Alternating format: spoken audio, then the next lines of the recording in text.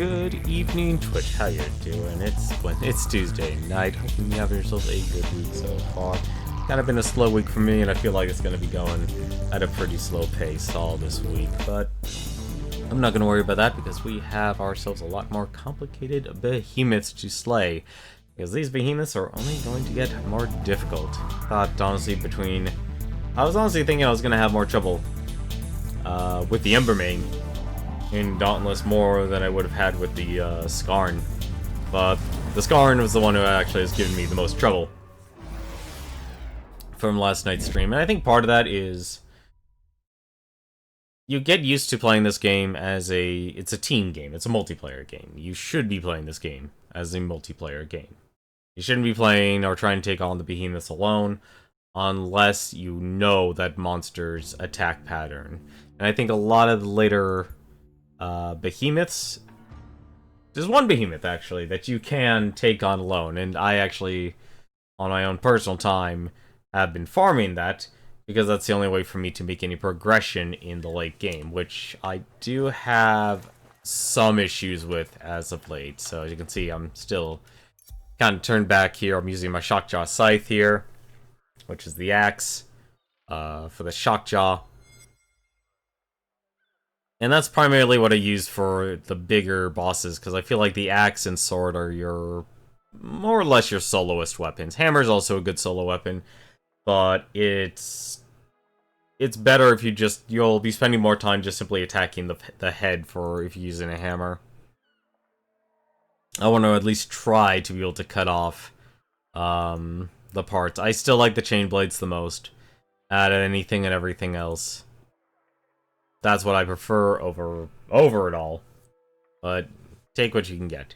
I'm trying to remember here. I think actually I'm trying to remember what is weak to what. I think I actually had my weaknesses mixed up yesterday. Because I was thinking about it. Because in terms of elemental weaknesses, the only one that actually does something on a substantive scale is actually the electric. Because electric can actually stun the behemoths. But I always forget which they're actually weak to, because I think electric's supposed to be weak to fire. The ice is supposed to be weak to... I think ice is supposed to be weak to electric.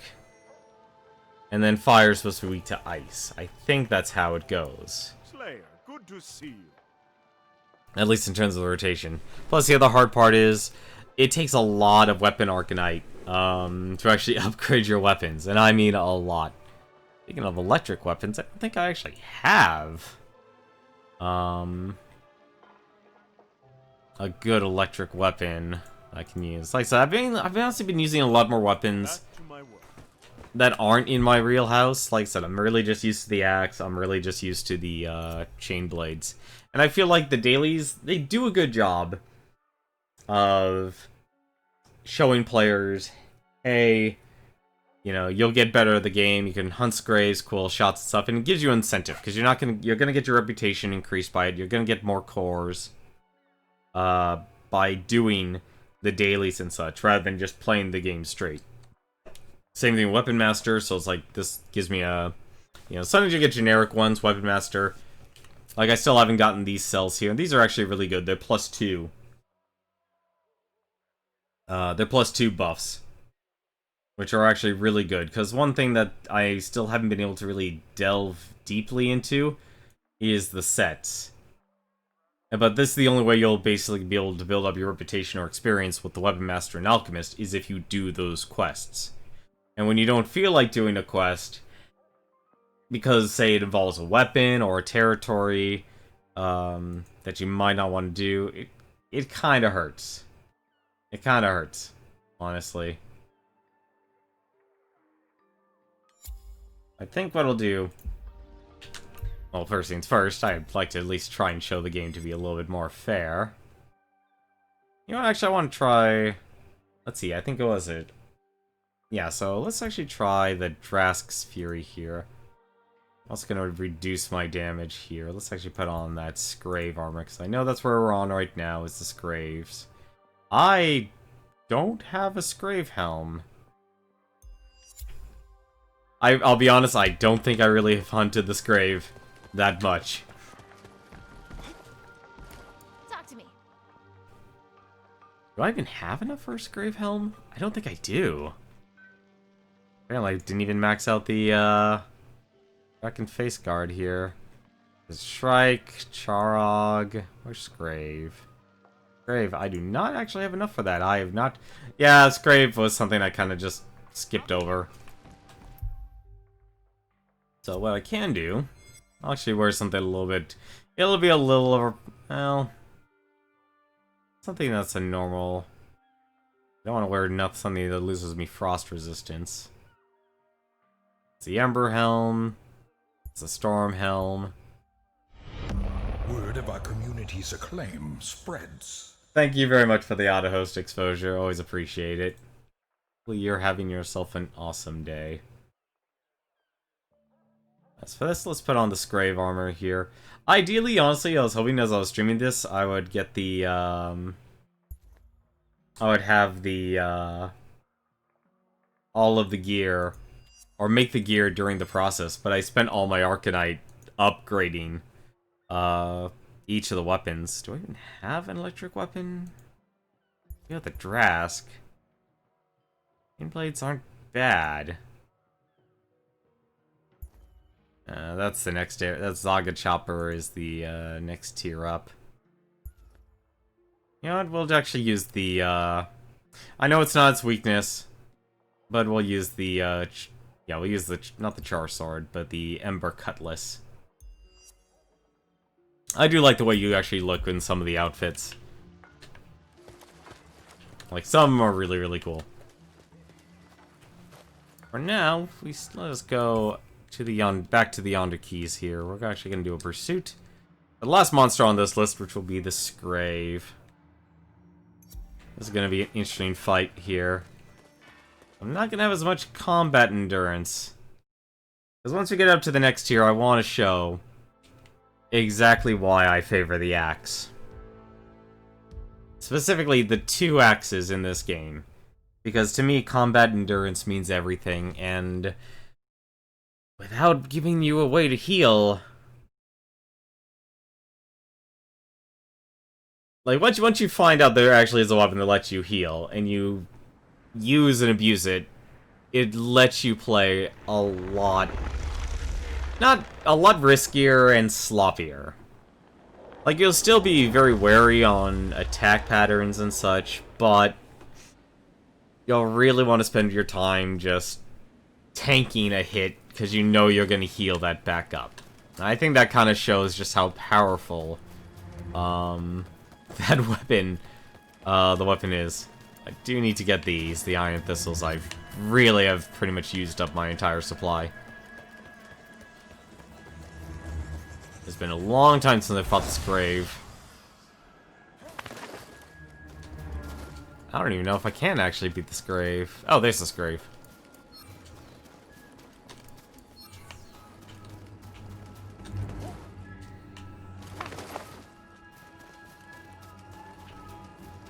But yeah, I'm just not used to using the sword. The sword or the war pike. I still have trouble with the animations and such.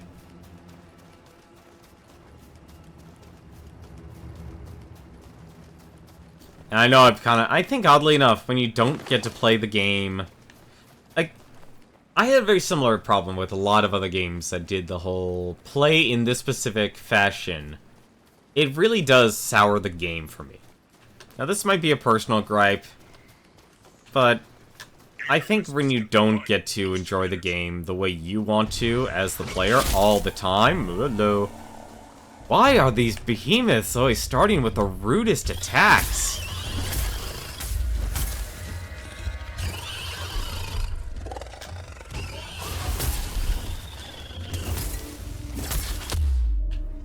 It's always the rudest attacks. I don't know why. Also, you can, as you notice, the Scrave can kick your butt, and also put you in a stun lock.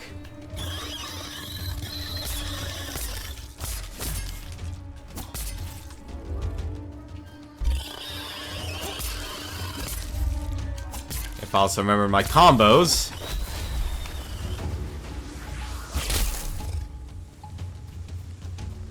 I also don't know why. Fine. I'm throwing that out there just because I'm not going to be able to use this. Ah, I even got the hit too.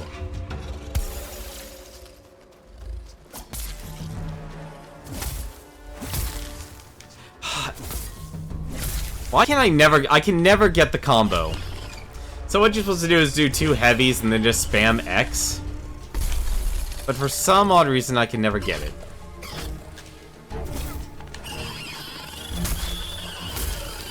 There we go.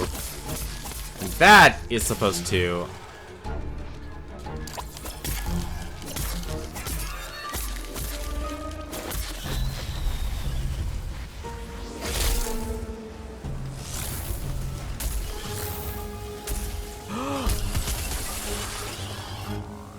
Now, don't touch the ice, because you'll actually freeze.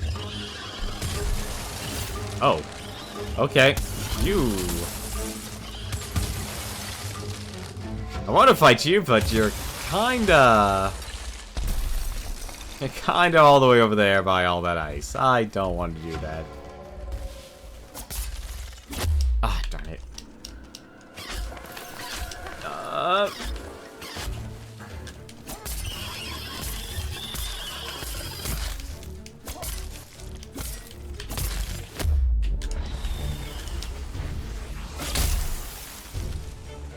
I should drink this.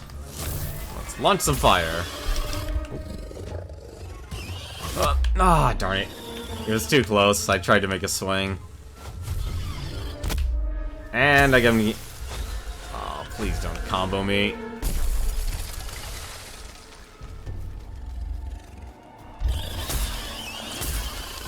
Like, I can't figure out when I need to press the button for those attacks. Like, for some odd reason, it just never happens. So I can never get the repeating elements attack. Oh, I walked into the ice.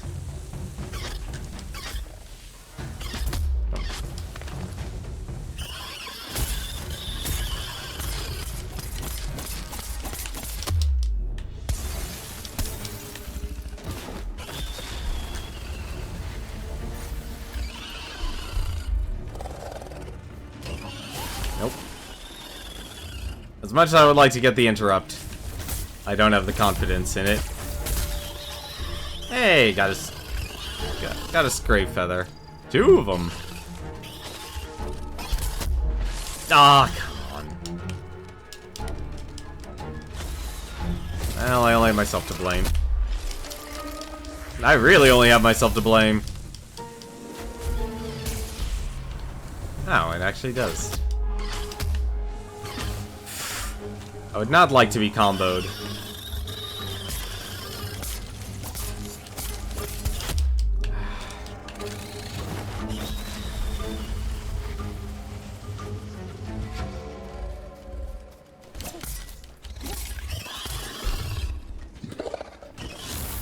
No! Ah, I wish this game had a lock-in system.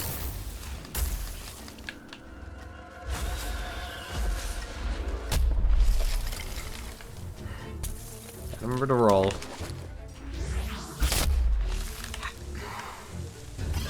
That shouldn't have even hit me.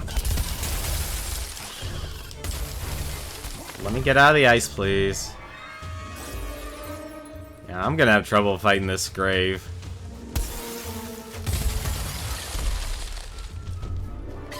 Definitely made their bosses tougher.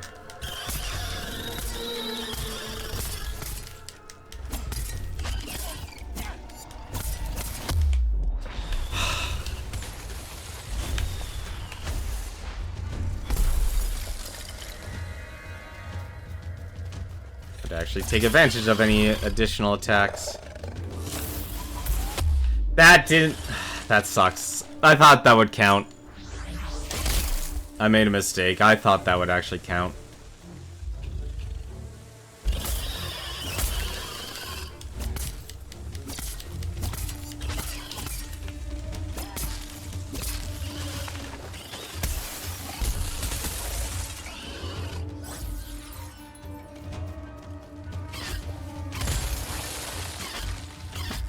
Ah, darn it. I thought I was far away enough.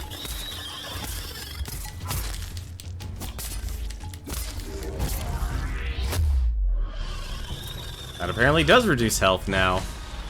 Something tells me that was an added patch. I definitely don't... I walked into that.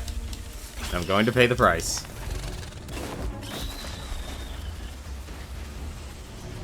There is...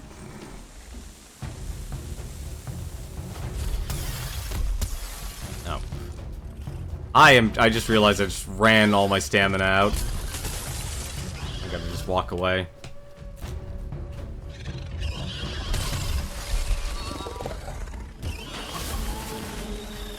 I really should start risking it. Actually get an attack off.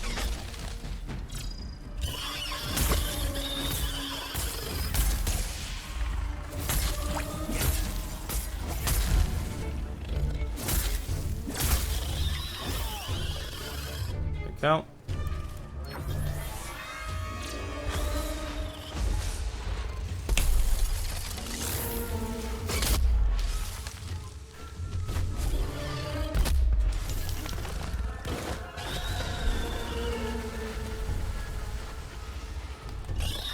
It's such a waste. I really wish the overdrive was its own thing.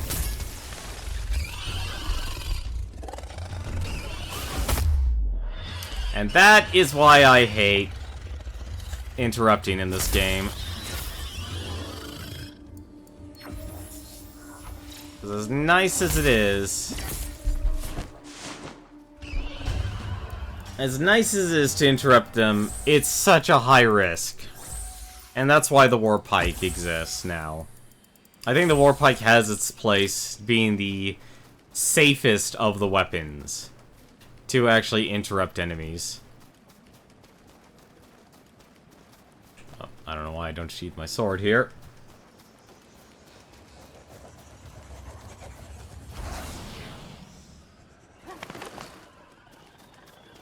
Like, the Scrave is nothing more than a nice Shrike, but it makes its impact power. It has a powerful enough of an impact.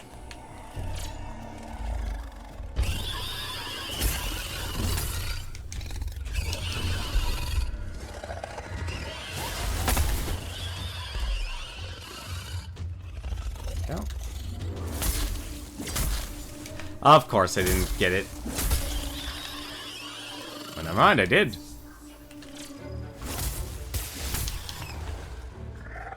Hitting you with all the elements.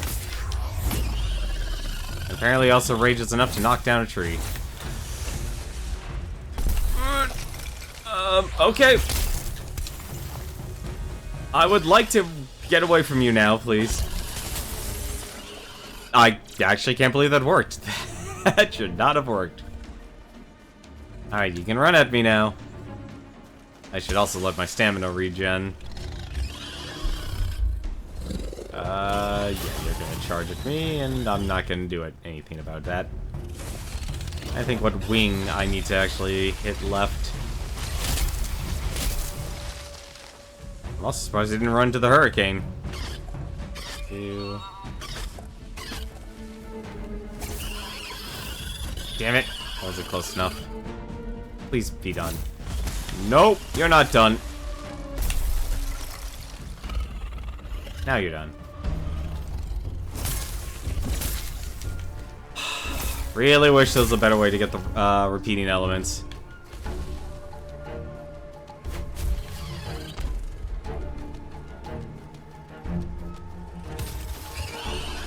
Right. Nope, did too early.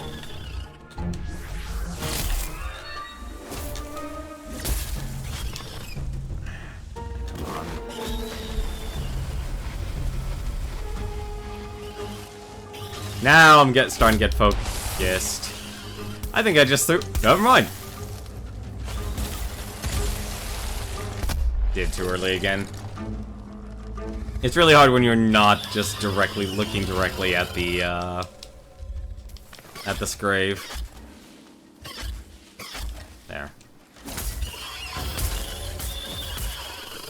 Wait, I thought I got the leg.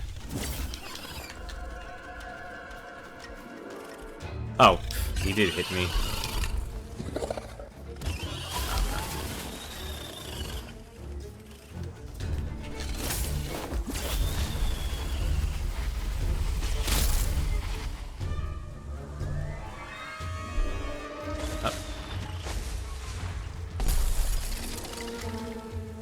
Well, now he's just camping the thing I need. I swear, it's the most unreliable. The repeating elements are just unreliable to me. I've never seen them work out for me for some reason. Give me that health. There you go.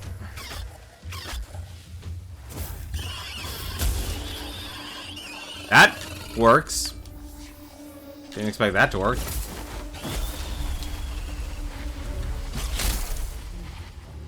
I need one more hit.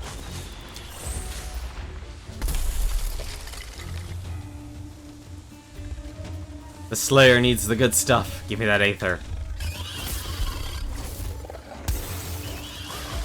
Nope. Oh, he cut off short because he hit the wall. Speaking of hitting the wall, I should have rolled back. Oh, please don't attack me. No! I don't know what. I think I actually missed the leg.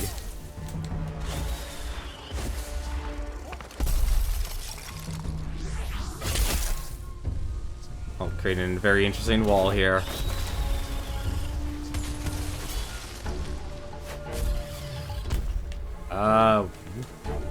That's why I want a lock-on system, because I always lose. Damn it.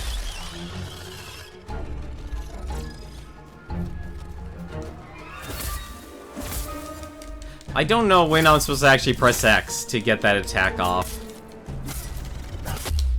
I really don't, and it's honestly upsets me that it's not responsive. Repeating element should be like, you should be able to button mash your X button. But you can't for some reason. Okay, so that's a literal bolt of lightning. I totally missed that. How?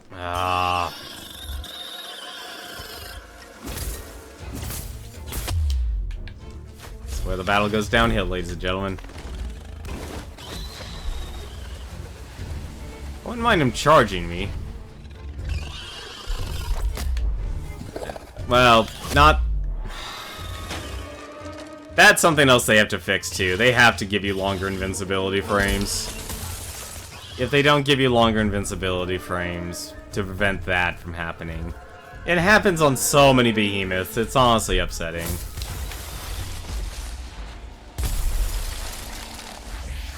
Don't get caught on the tree. I'm actually surprised this behemoth hasn't gotten... There we go. No! I didn't see the ice. I can't take a hit.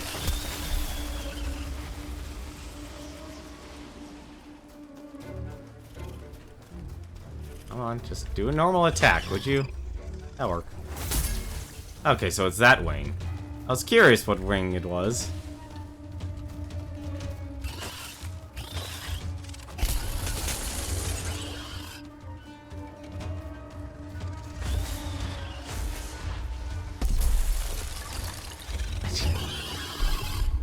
Now I can. That's gonna be the death of me.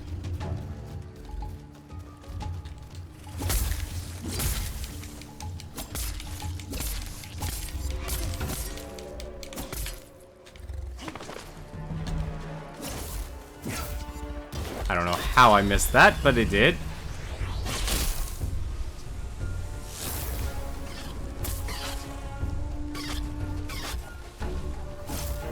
Ah, damn it.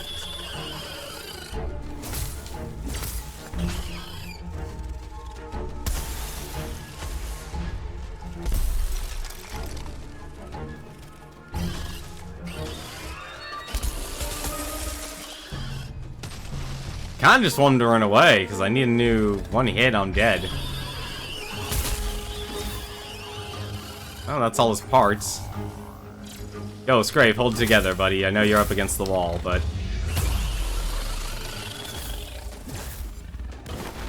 I'm actually surprised that doesn't hit him. Oh, I was expecting 2 shots.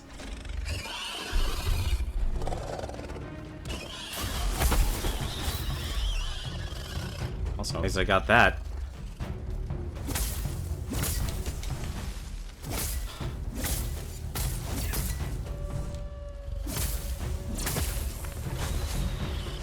Run away. Word of our community's acclaim spreads. Hey, Mecha Jam, thank you very much for the host. Hopefully you're doing well tonight. Let's shoot him with lightning.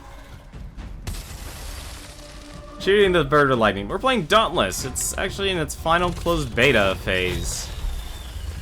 And I just want to kind of show what the game has to offer to people before it goes open beta, so you kind of know what you're getting into. Use that crystal. We're actually hunting the Scrave.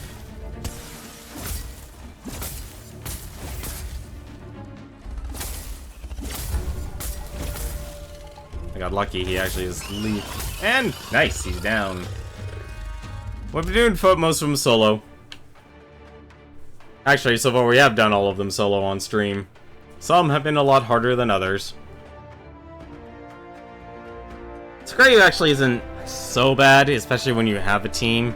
Because once you know how to fight a Shrike, it's really just learning the range of the Shrike, of the Scrave, just increases on a bigger level. But that's the only time you can actually interrupt. But that's what makes interrupting with every weapon except for the Warpike difficult.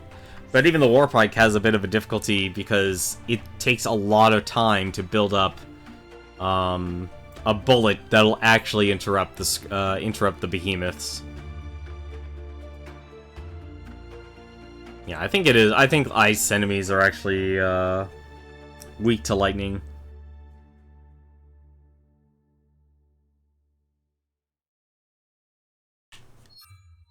There we go. Got all our stuff. That was actually a lot of stuff.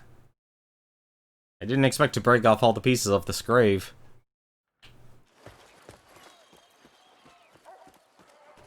But now that we're done with the Yonder Keys, which is the second zone that they have in this game, we can move on to the Uncharted Reaches. And this actually has quite a few enemies here. It has the Nezaga, the Pangar, the Hellion, the Stormclaw, and the Karabac. Karabac probably being the most difficult one of the group.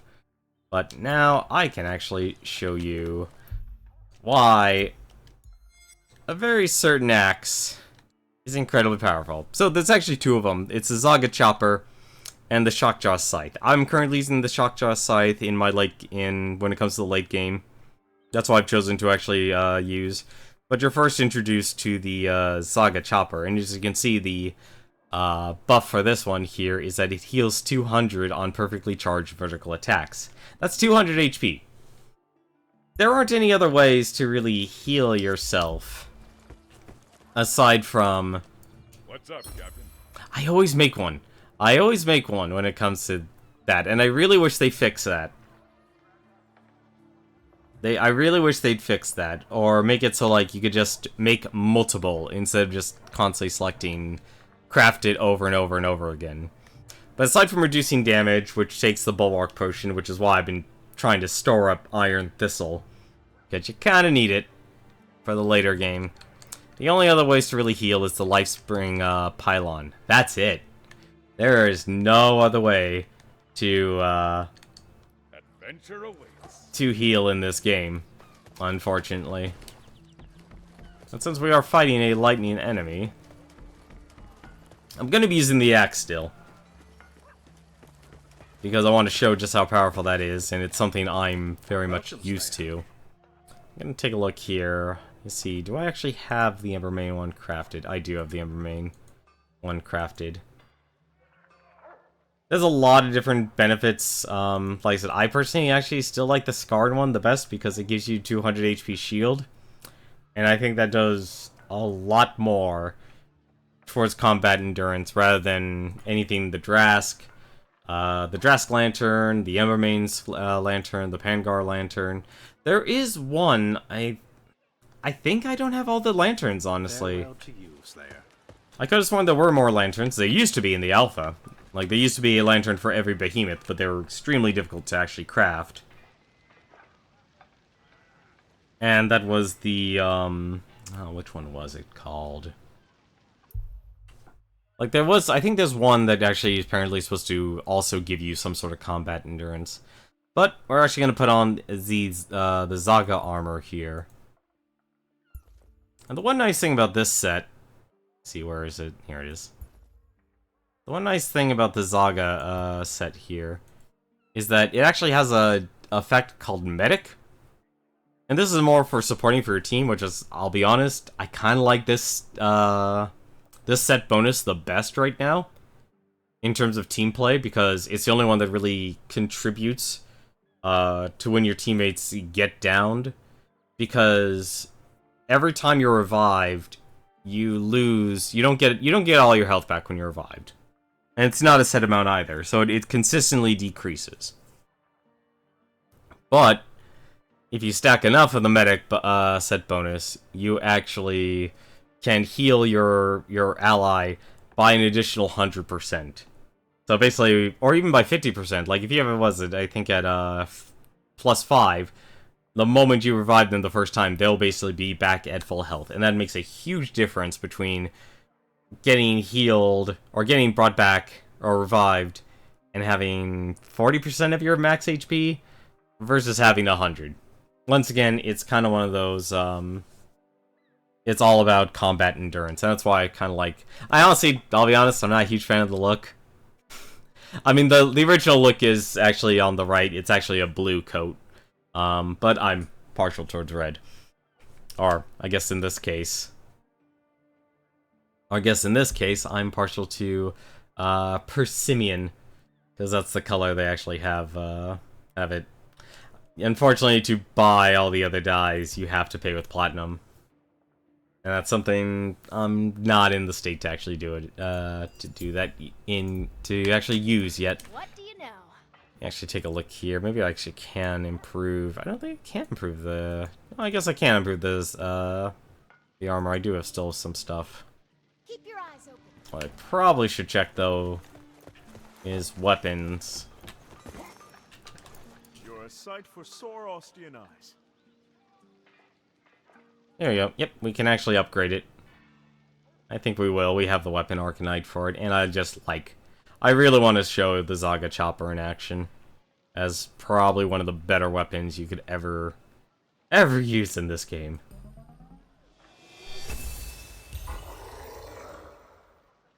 There we go. Maxed out at +4. 312 total power. So I'll probably only actually be doing 292 just because the Zaga is just that strong against it. But all the other ones, though, just to kind of show real quick, 5% steel versus wounded parts, so you're not even going to get the benefit until the part's broken off. Hammer's okay, but you'd have to be really focused on constantly staggering the behemoth. Sword gets the same thing, 5% lifesteal versus wounded parts, same thing with the Warpike. But the axe, leagues above the rest. And as hard as to get a perfectly charged vertical attack, it is still worth it. Just to let you know, vertical attacks is just your X, and horizontal is the Y. Why don't we go and hunt ourselves a Zaga? I'll actually try him solo. I'm curious if I can actually take him solo, because I fought... the Shockjaw and the Nezaga are one and the same with some very minor differences. Incredibly minor.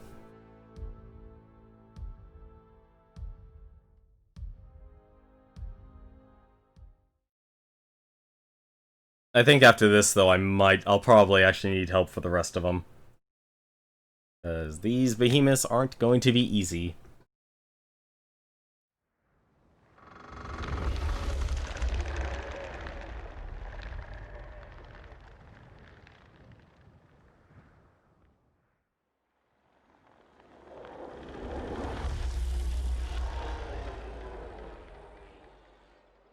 This is the outfit I'm used to rising from my grave with. I'm so hideous, you don't want to even see my face. I've covered it up.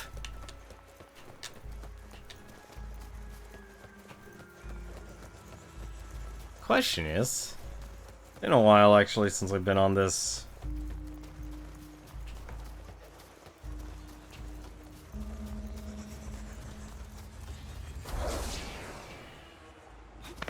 As you may notice now, not all the islands are the same.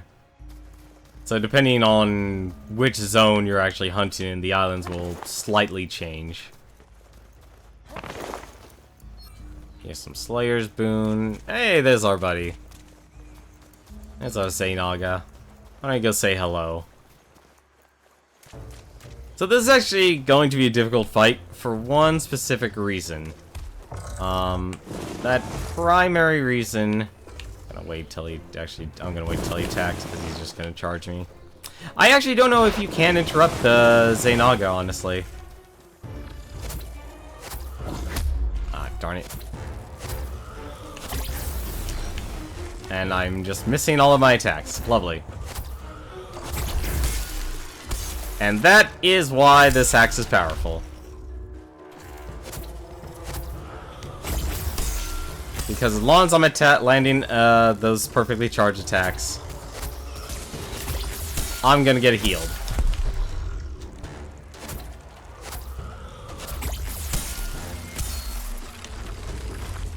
And that makes a huge difference. Also, I should, just to let you know, I need to watch out for that.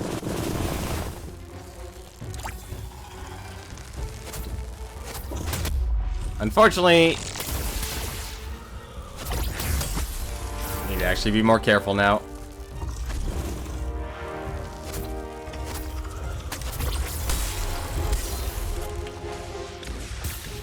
Oh, I left the wrong collar on, or the wrong lantern.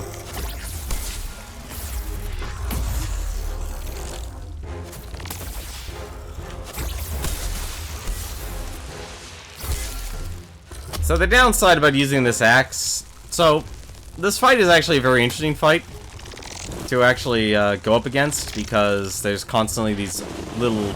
He launches his spikes. I can't believe I ran into that. He launches spikes, and those become little turrets. But the downside... I just realized I don't have my... I don't have my... shield anymore.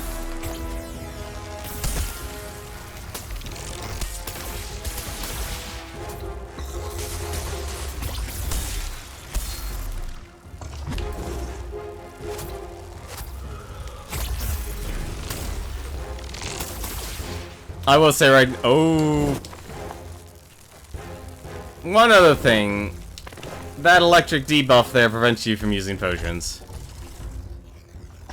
Kinda not good in my situation. Like, that's why I like the Skarn's shield a lot.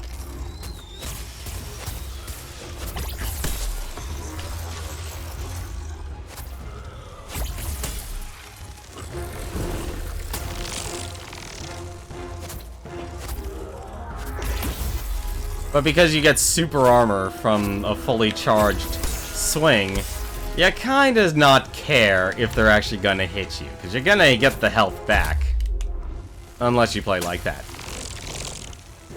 At least for the most part. And, I'm actually gonna drag him over here so I can recharge my stamina.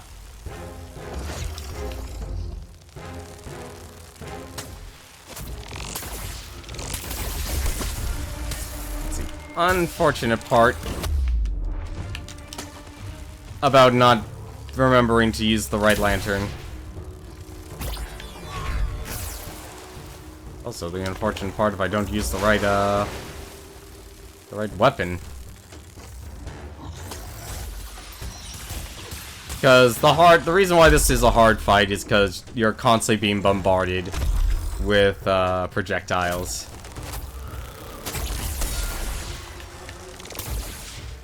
And they're not completely homing, but they'll fire if their attack patterns stagger.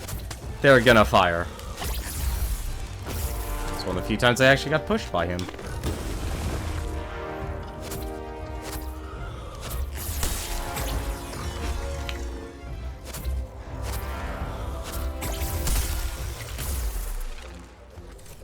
Oh, got your forehead.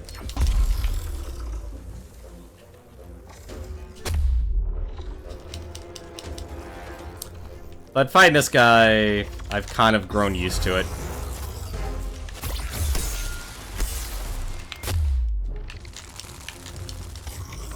Come on.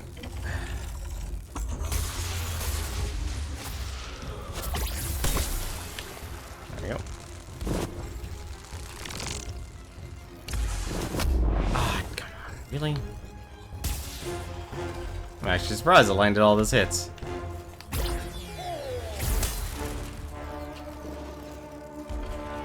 And off he goes.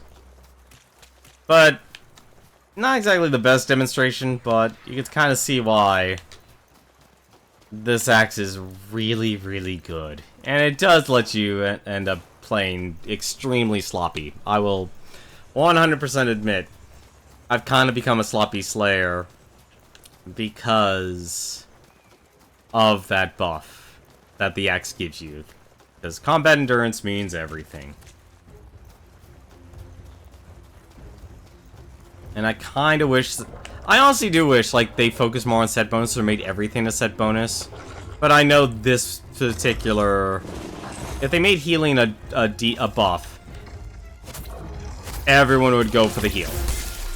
Without a doubt in my mind, everyone would go for the heal.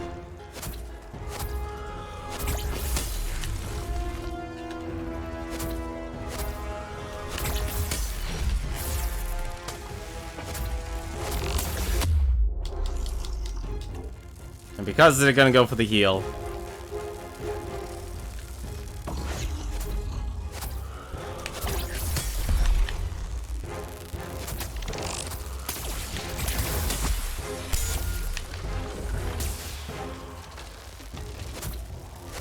nope, not gonna get the hit on that one. Very careful.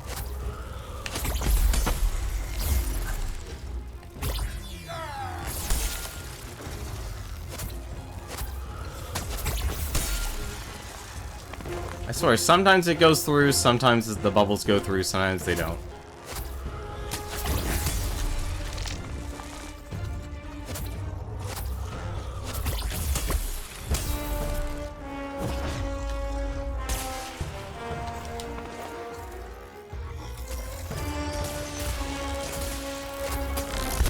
Ah, darn it. Probably just drag the... The Behemoth's gonna follow me. What am I doing? You can hit the ball, the electrical balls back. It's actually what you're supposed to do in a later version of the fight.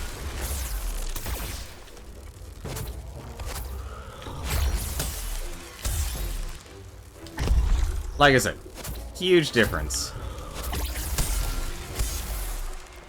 in how you end up playing once you learn the axe gets that super armor.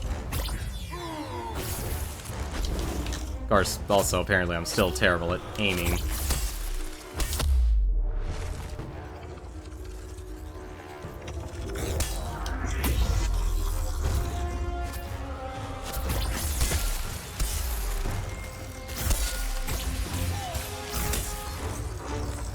There you go.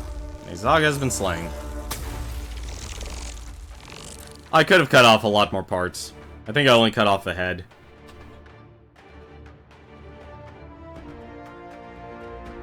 But you can see why I favor the Zaga and Shockjaw axe over anything else in this game. Like, it won't make you invulnerable. But against a lot of the Behemoths, you no longer are just bound to using the Skarn's Lantern to prevent yourself from getting a hit. And also the And the healing potions and revive crystal, which makes soloing a whole lot easier.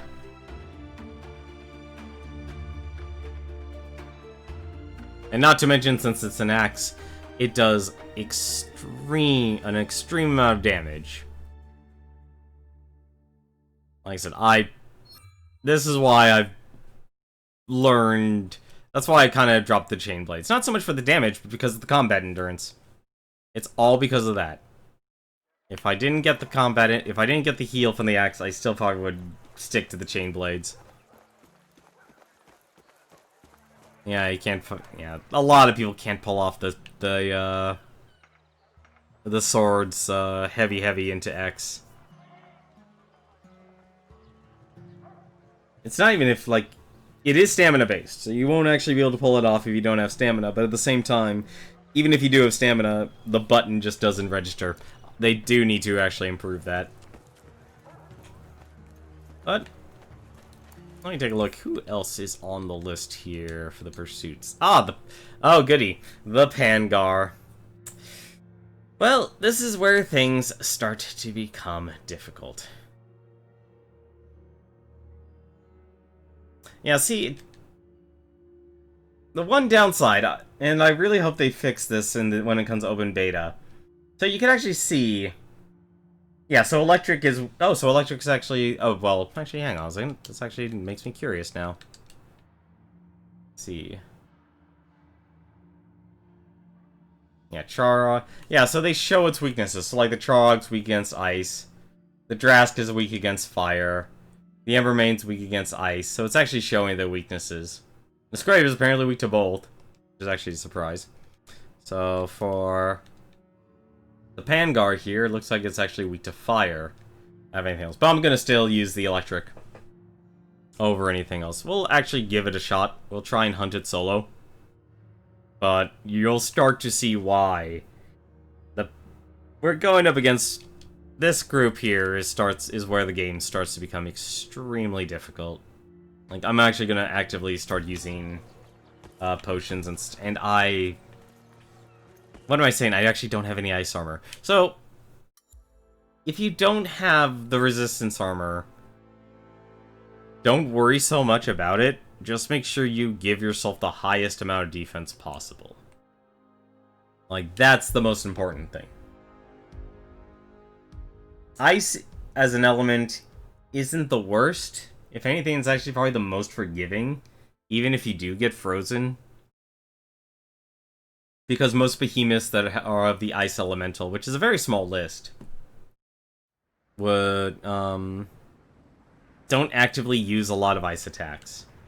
It's when you get to fire, because fire has a DOT on it, and that just destroys your health.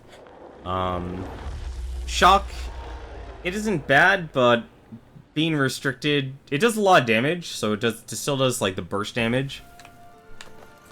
But the problem is, you're not gonna get the, you're gonna be restricted from using items, and there are times where that can make or break a fight.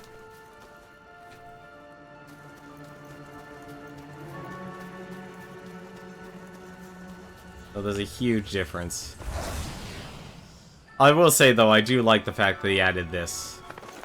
Added the little pads of Aether, or Ether that just launch you across the island. Let's see. Not there. Come on. Like, seeing a Pangar. Pangars kind of stand out.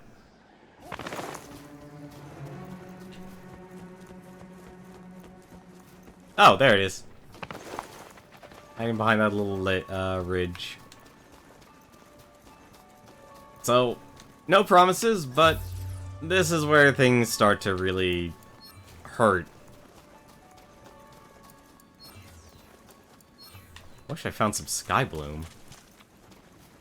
I'd rather get the weekly done. The weeklies for the Alchemist is bugged in this game. Because every time you use...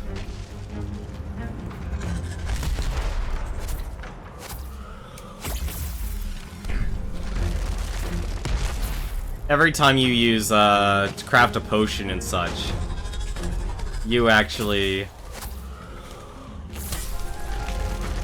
Oh... Sorry, this is gonna be... This is the behemoth that made me just drop the chain blades. This literally was the behemoth that made me just drop the chain blades, because I could not do any damage.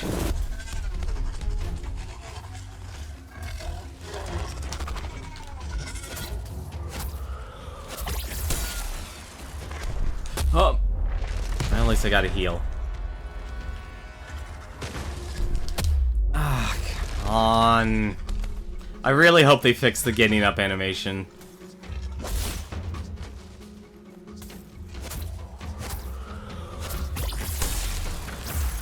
Well, at least it gave me a heal. Like I said, massive behemoth.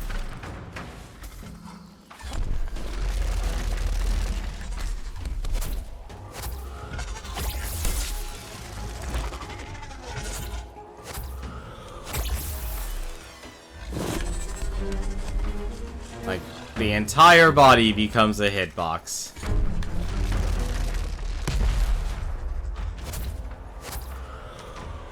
It also doesn't help, he constantly attacks.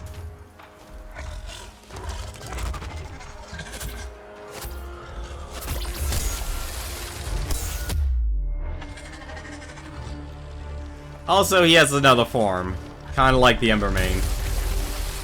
I've actually been very lucky. He's up against this ice here.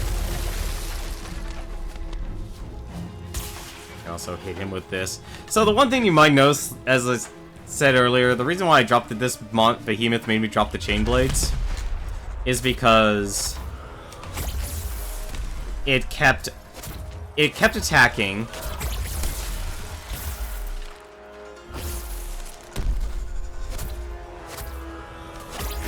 So it just doesn't stop attacking at all. But also this tail here. So the tail, if you notice, it's not on the ground. It's floating in midair. That makes it impossible to hit with chain blade attacks. So most of my time, and I've only taken on this behemoth with team members. I never actually killed the Pangar solo. I'm gonna get hit by ice. I'm actually gonna drink a potion here. We're at the point where I'm actually taking actual damage now. Okay.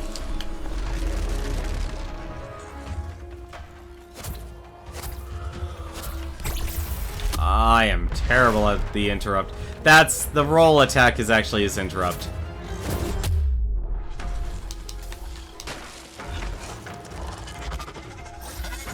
The entire tail sweep right there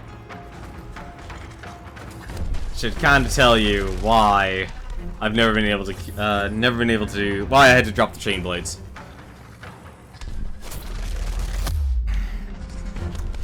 I'm also terrible at interrupting with the axe, just simply because the speed of the attacks are very slow. Also, the other thing about the Pangar, you might also notice the swing back also does damage. So, also he slows the area around you when he's chilled like this.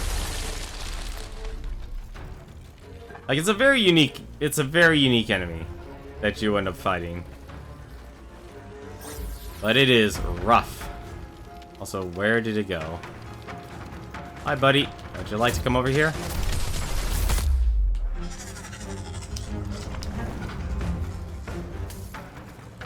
And he also has an extremely fast recovery time.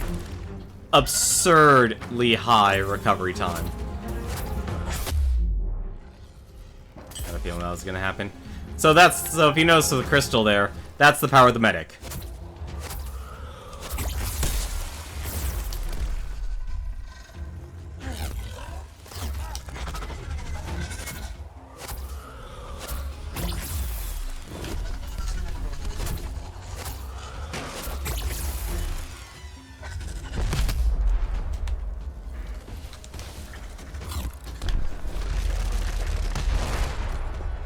Very difficult to actually do well against this behemoth.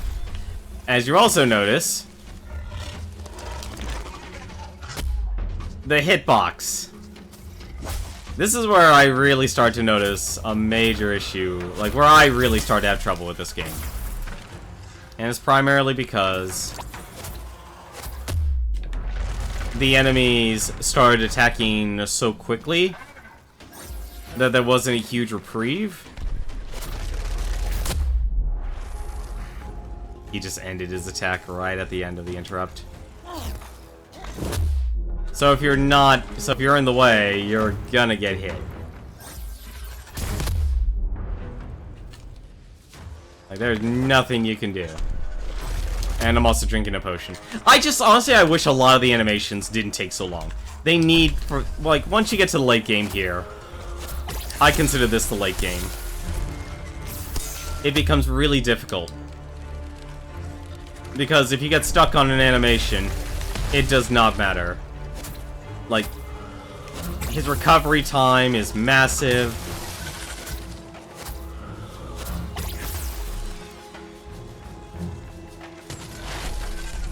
And it's very hard, and he dashes so far away, you could barely get an opportunity to actually attack.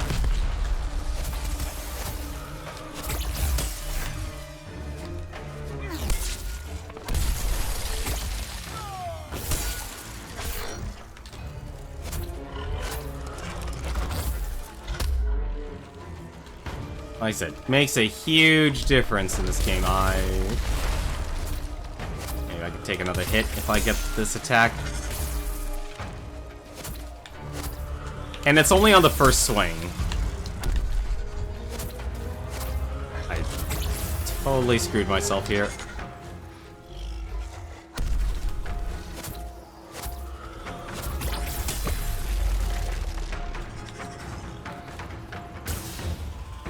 As you can see, I missed all of that lightning.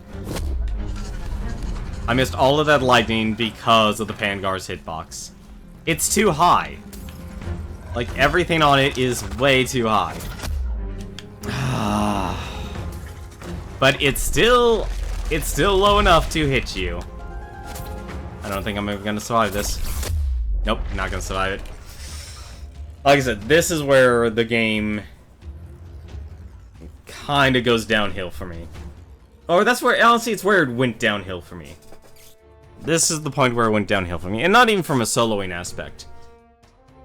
I just mean in the boss designs, in the Behemoths designs. Because once you turn your boss fights from being a constant, like an ebb and flow. Like, okay, there's moments where you can attack, and there's moments where you can't. And that makes it open for, very open to not simply be reliant on making opportunities. That, I think, if anything, should be the benefit for people who are extremely coordinated. Because there's very few times you can actually interrupt or stun the Behemoths. There's two ways to actually stun Behemoths. One, by doing an extreme amount of damage to the forehead. Or two, oh god, I forgot what the other one was. Getting a lucky stun. Getting a lucky stun from electric weapon using elemental attack. But the percentage chance on the latter is extremely low, and the former getting a lot of doing raw damage on it. Oh no, there's actually technically three. I'm sorry. The third one is the one I was actually supposed to get at, which was landing those interrupt attacks. But landing the interrupt attacks is extremely difficult. Whether you're using an axe, or sword, or a hammer, chain blades can't do it. Warpike can also do it with a bullet. But this is where the game really starts to become difficult. I just need to check if I had any, I'll try one more time solo. And if it doesn't work, then I'm gonna go and just start enlisting help from randoms and hope I get randoms.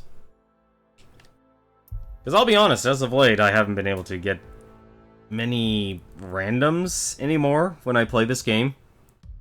And I know it's closed beta, and I think a lot of people, they played the closed beta, they got to where they were satisfied, or they got to the end game, and then they kind of stopped, because these late game and end game Behemoth fights are not easy by any stretch of the imagination. Like, that's why I was shocked I was doing so terrible at the Drask. The Drask that's where it starts to turn. But this is where they really start. This is where the difficulty really starts to ramp up. But when you have that constant flow of the Behemoth doing nothing but attacking, and they become harder and harder to hit, it becomes a lot more. It starts becoming more rage-inducing and not fun. Because a lot of attacks in this game are based off combos. Now, the reason why I went to axe was, well, what do you need to do with an axe? You just need to swing your axe. You'll do decent damage, just swing it on its own. But for a lot of the time, you'll only get one opportunity to get an attack. And why not just do 1,000 damage in that one moment versus doing 70 damage with a chain blade? Or doing, you know, maybe 200 or 300 damage with a sword. It makes the difference every single time. Because there's only so long you're going to be able to do enough damage and not get hit. And I think that's the most important, the latter part there. Being able to not get hit is more of a eventuality. And I just realized I didn't take the... I didn't take the Scar and Lantern again. I really gotta change that.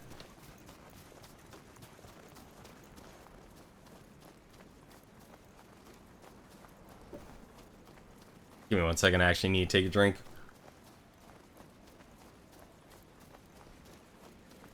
There we are. And we're better. So let's go and take a look for this. Take a look for this Pangar.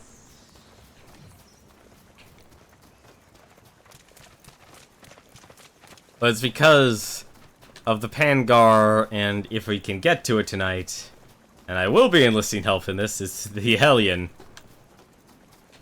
You want to see some difficult boss Behemoth fights? It's the Beavers. The Beavers are the power. Those duo, the twin Beavers, are the strongest Behemoths in the. Well, maybe not the strongest Behemoths in the game, but they're at the point where it's like. They're at the point where you either know what you're doing and you memorized everything, or you don't. Or to make it even easier, if you have an actual team and actually be coordinated.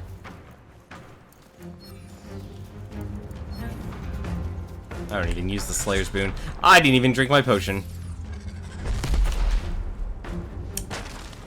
Gotta be careful about the tail attack. I've also have to make sure I actually get stamina here. I gotta start just doing 2.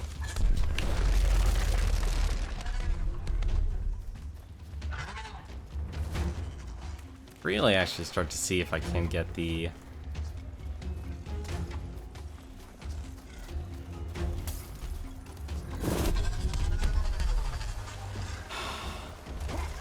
Chasing all day, every day. I hate that the turnaround there. Like I said, this is not an easy fight. It's not an easy fight. The hitboxes are out of control. And it's just not easy. Really? He didn't roll this way? I'm a little disappointed. And if you're not out of the way, you're not gonna land a hit.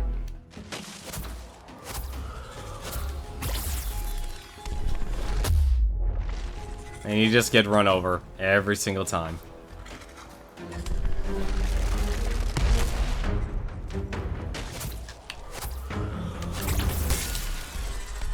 I just wish there was a better way. Like, a different type of design. Also, I hate the roll attack with the axe. As you can also notice, it kinda sucks. Like I said, Pangar, absolutely terrible. Absolutely terrible. I honestly don't like the design direction, and if you think this is bad, it only goes faster from here. Like, the Pangar's fat, like, shows that the moment he gets in range, he will do an attack. And what makes it worse is that when you're playing solo, he knows what attacks to do.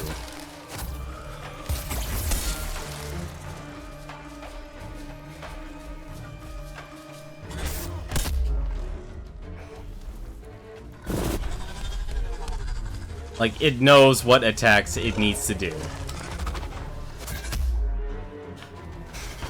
Like I said, I hate the hitboxes in this game. I hate the hitboxes for the Pangar and the Hellion. Like, this is probably the only actual ebb moment, but as you can see, instantly, jumps instantly back into another attack.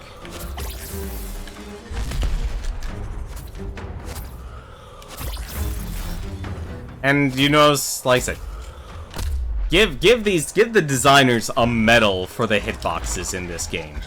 I really don't know how they accomplished it. I really don't.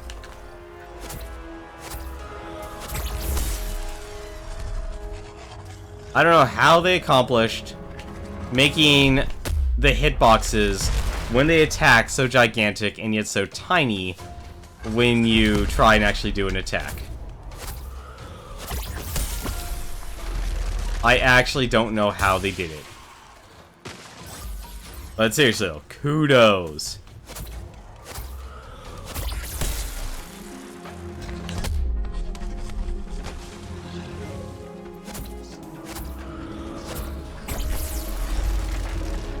I don't know how that actually went through me.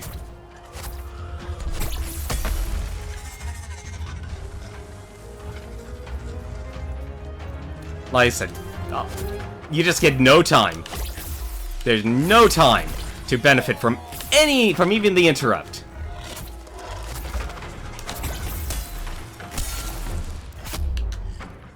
And it really sucks.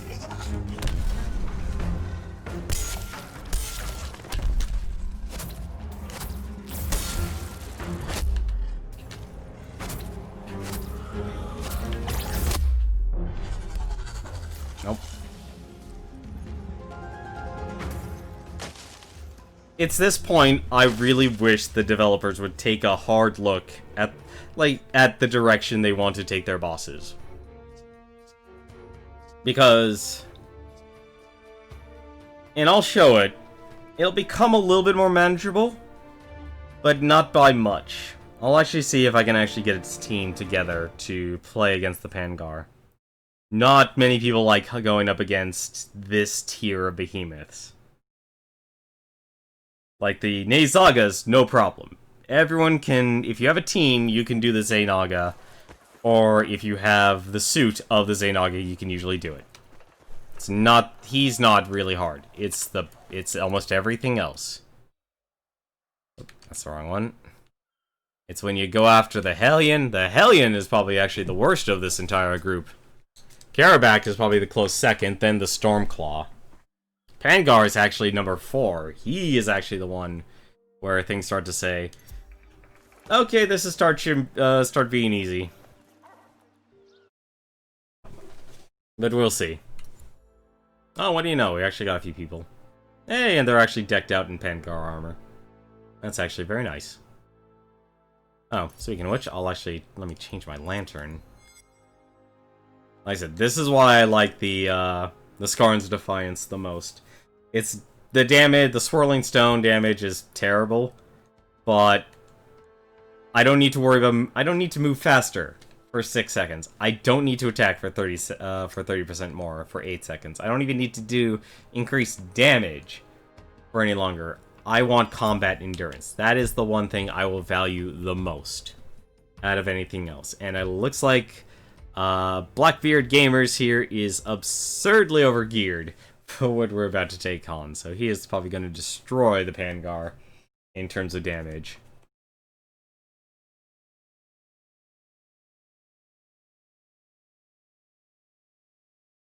But just being able to get the opportunity to do a single attack against the Behemoths in the late game doesn't really become viable anymore.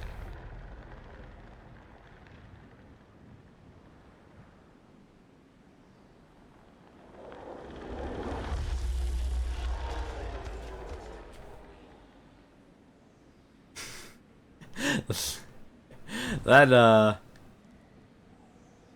Blackbeard Gamers there is, he's actually using armor from the Hellion. The Hellion Nasher.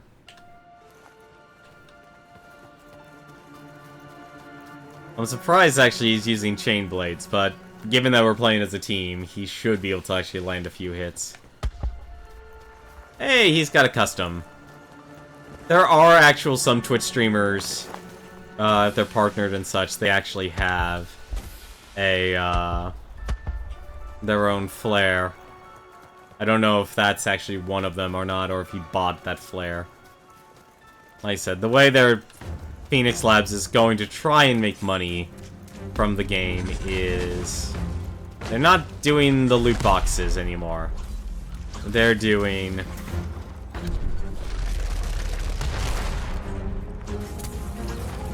like I said, as long as he's in range of an enemy, he will do attacks.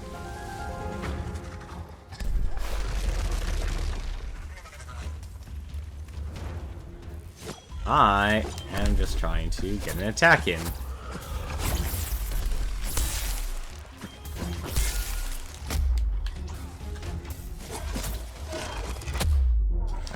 I'm gonna get ripped apart. Yeah, so Blackbeard Gamers there, he's probably hitting for maybe 100 damage. Probably less.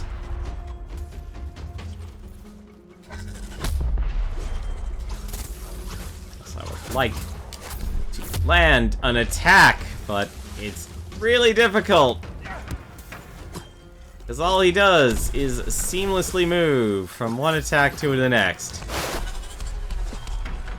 and every attack he does just moves him across the entire field.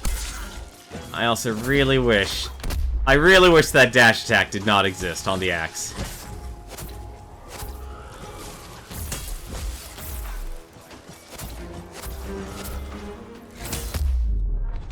Oh, by the way, you can only... Savior, thank you very much for the host. I appreciate it. You can enjoy my rant and me getting knocked out as I play some more Dauntless tonight. Actually gonna drink another potion.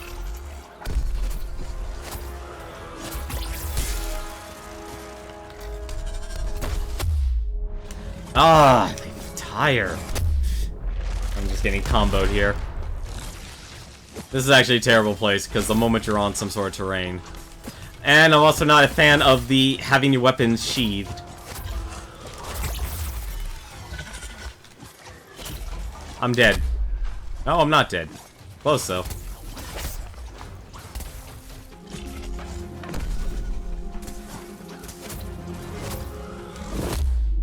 I'm down.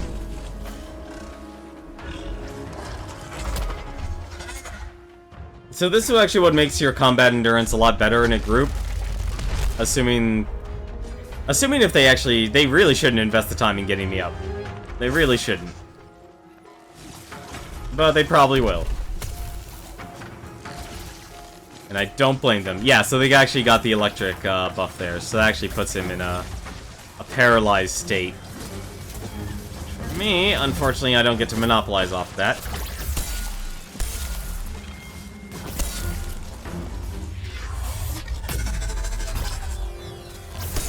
Oh, maybe I do, actually. I was able to get that off. Massive damage, that tail. Especially when he's berserked. The only thing that gets bigger with the Pangar here is his damage and the AoE of those body stomps.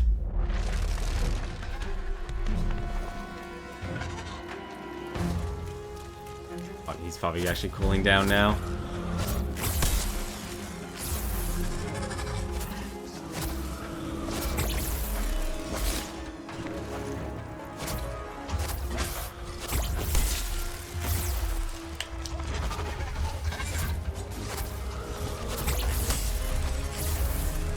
I said you're not gonna worry.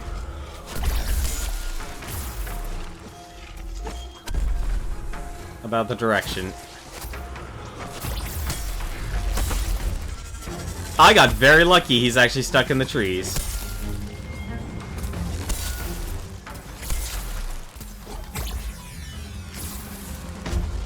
He is actually very glitched out right now.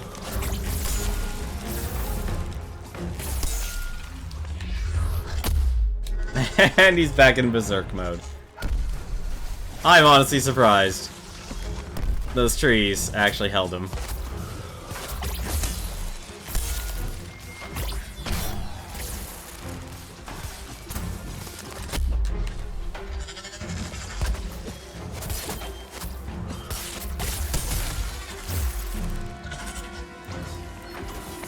Really should do my job. Because I do have a medic buff.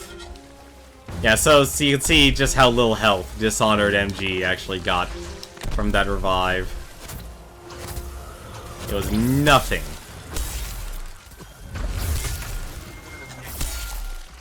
And we also got another shock.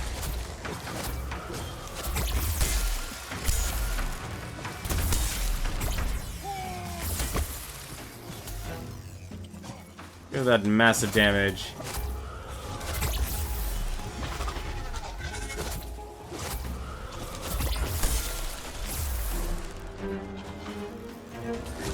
Like I said, I hope you just start to see that it becomes a lot more manageable.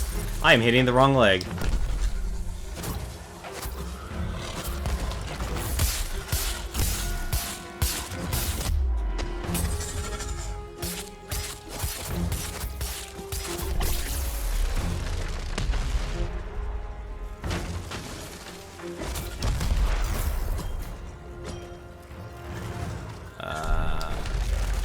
That. I should be able to revive him. You can see just how much more health he got from that. There is one bug I should mention. He's starting. I'm actually surprised the Pangar's starting to limp. Hey, how's it going, Balthier? It's going okay. I'm finally able to vent my my issues with this game. When it gets to late game. Like I said, but I acknowledge that this is primarily a multiplayer game. Oop, what am I doing? I don't even need this.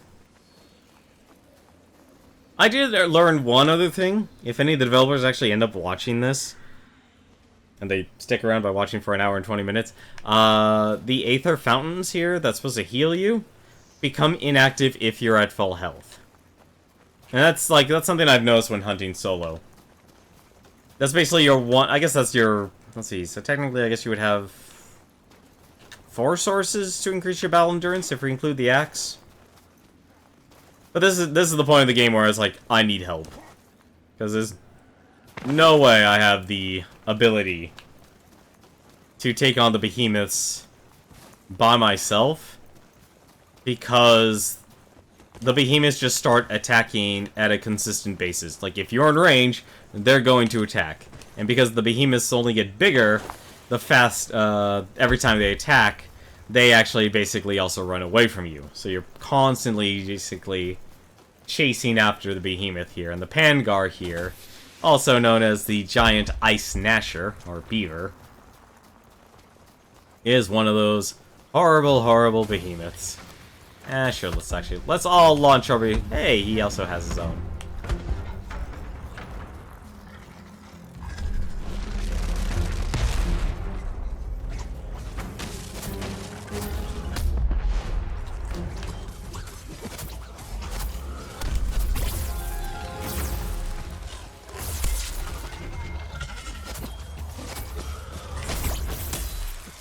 I'm attacking the wrong leg again.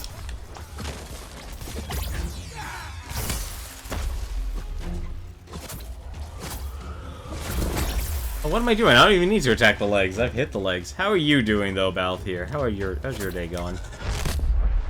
That was not the attack I was expecting. That was the attack I was expecting, but I didn't. Apparently, he wasn't finished in his animation for me to get the benefit. How much damage can this thing take? You know, that's the interesting thing. It's hard to tell how much health these things have. Because when you play multiplayer, they're supposed to get 25% more health. So, like, for every single additional player, it's 25% additional health. So, basically, they go from whatever their total is to being... I didn't activate it in time. To having 200%. I don't know why I did that. That was dumb of me. I don't know why I was thinking that'd be good.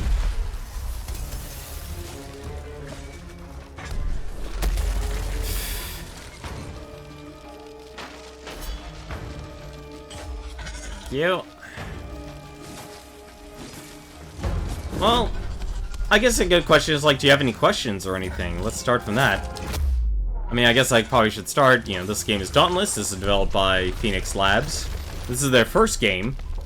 Their first project, actually, and it's going to be a free-to-play Monster Hunter game. So if you ever played a Monster Hunter game, you'll probably know the score.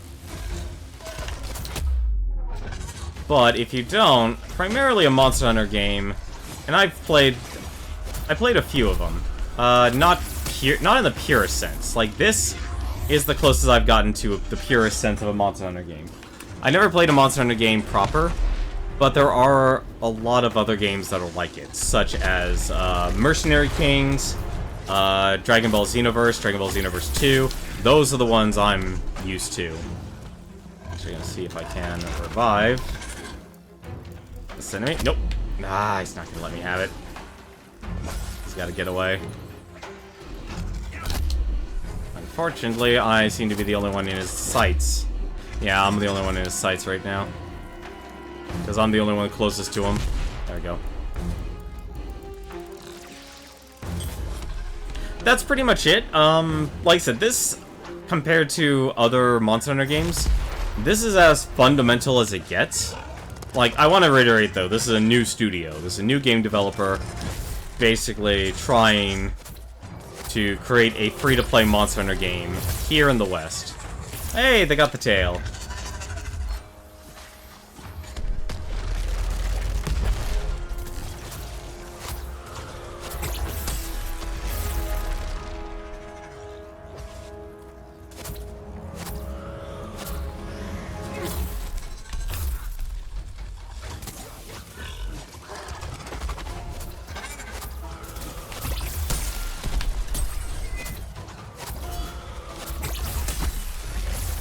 I'm actually surprised I didn't get him.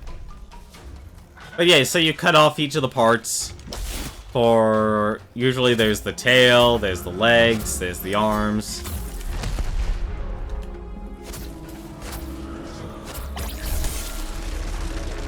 And then there's the face. Darn it. This is on PC.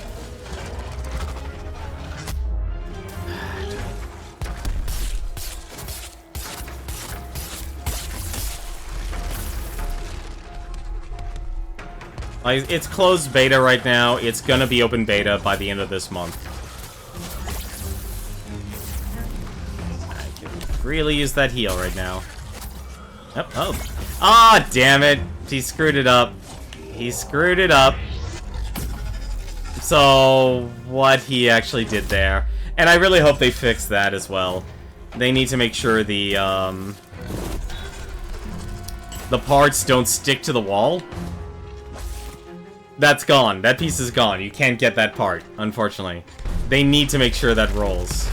I don't know why I rolled into him. That was a really bad idea. Oh, great. He's berserked and he's also frozen.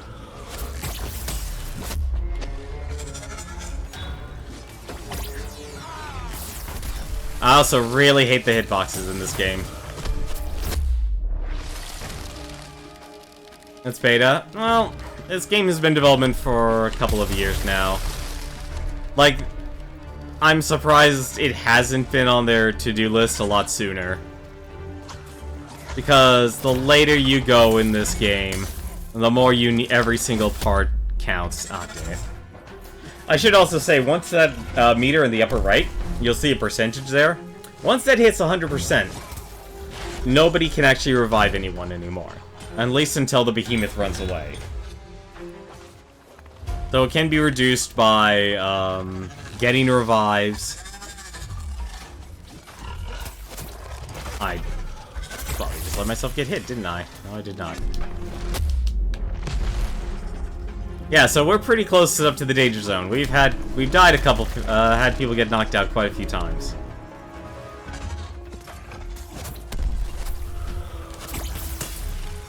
Like, I'm at the point now where I'm not going to worry about trying to cut off any more ligaments. Because we kind of cut off everything we can.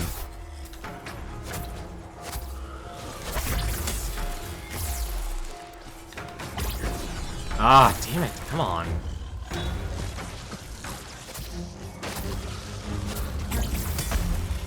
Hey, we KO'd him.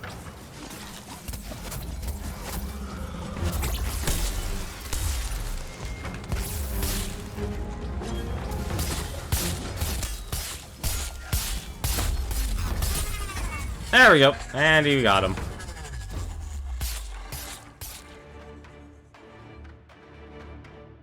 Yeah, so what you're seeing right now is actually the late game of this game. So this is where the behemoths start to become very powerful. Extremely difficult to beat.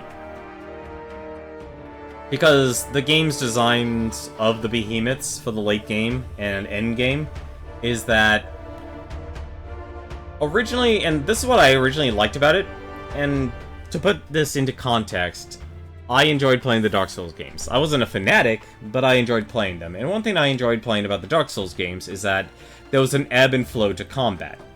Once you learned all the attacks of a boss in Dark Souls, there were moments where you knew you could dodge, and then you could monopolize on damage. For the first half of this game, so when you're starting out and such, that's pretty much how this game works. There's an ebb and flow to the combat. So, you dodge an attack, the behemoth leaves himself open. You can also be smarter, and if you notice attacks that you could interrupt with a heavy attack, or a behemoth, or like the Warpike's bullet, the Chain Blade specifically can't do any boss interrupts anymore, regardless if he uses heavy attack or not. But anyone else can. You could actually interrupt and stun the enemy. The stun you saw there against the Pangar, you can also get a stun by just doing an absorbent amount of damage to the forehead of the behemoth. So there's multiple parts, like I said, head, arms, legs, tail. That's pretty much how all the behemoths work. Sometimes they might have an additional part or two, but that's pretty much how the bulk of the game the bulk of the battles actually go in terms of the way the parts that you can hit for the behemoths. But the downside is, it just gets to a point where the behemoths are at this constant state of attacking that there's no stopping it. There's nothing to really slow it down or anything like that, aside from getting, either you KO them through beat him on the head, or getting that interrupt if they have an interrupt, and that's the important part. So like I said, Yonder Keys, Monster Verge, most people will have fun with that. The game starts to turn to where we are right now, the Uncharted Reaches. And then there's finally the Maelstrom. But the next one we have on our list is the Hellion here, and it says actually it's near non-existent Balthier, because the other half of the problem is when you make these behemoths so large, one of the downsides is that their attacks become so massive that a single step to them is the other side of the field. So when they do an attack like that, they are technically open, and that's why I'm at the point saying it's like, you need to play this game with other people. If you don't, you're going to suffer. And you're going to suffer a lot. But if you're playing with a party, that changes some factors there. But it still doesn't resolve the issue of your game design for your bosses is basically just have the Behemoth constantly attacking as long as it's in range of one of you or any of your party members. And so it makes it very difficult to create those opportunities so you can actually get an attack. So the Hellion here, he's actually weak to ice. I'm not going to do that because one other thing about this game, if you notice in the lower right-hand corner here, I have 5 health potions. That's as many as you can actually bring into a battle. You also do get a revive crystal, so if you do get knocked down, you can use that to bring yourself back up again. Best to usually save that if you're at that 100% moment, because the crystal overrides it. It's a good change from when it was back in its alpha state and earlier beta stages, because you used to have to craft your healing potions, as well as the revive talismans, and it took sometimes you'd actually go to the fight with nothing. But now they just give you, like, here's the tools you are going to be able to bring in. Speaking of tools, I need more bulwark potions. I've used my entire supply, apparently. Which doesn't make sense, because I know I've hoarded some of those. Speaking of which, actually, I want to check something. If they fix that, so I need 35 Sky Bloom. Need supplies, Skipper? They need to fix that, too. What's the bulwark potion? So, Sky Bloom, I have 35. Now, don't waste this. Well, off you go, then. No, I've never played Horizon Zero Dawn. Yeah, so, one thing that's currently bugged, at least in this beta, is that the way they really want players to keep playing this game is they give reputation, so you have these dailies to do. Dailies and weeklies. One of the downsides right now, one of the bugs they have in this is, I was at 35, for Sky Bloom gathered, out of 50. I'm down to 25. Why? Because I crafted some bulwark potions, and one of the regents is Sky Bloom. So that's basically one of those funny things here. No, I never played Horizon Zero Dawn. I saw it. I've seen it plenty of times. I even saw it at the PlayStation Expo. Was it 2018 or 2017? I think it was 2017 I saw it.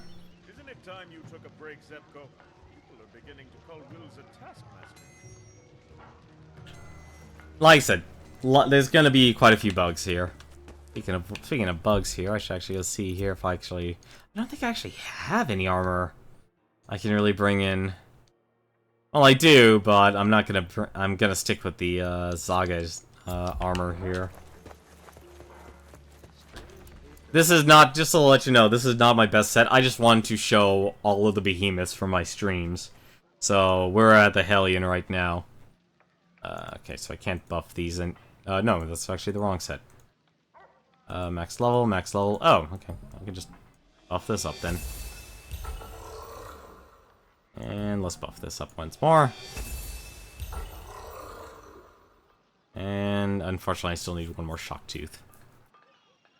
So this is also how you improve your armor and stuff. Everything has a certain value, and they'll do better than others. So like there's armor, like the Hellion, we should probably be using something that gives you fire resist. But at this tier, the only thing that actually will give you a decent amount of fire resist are...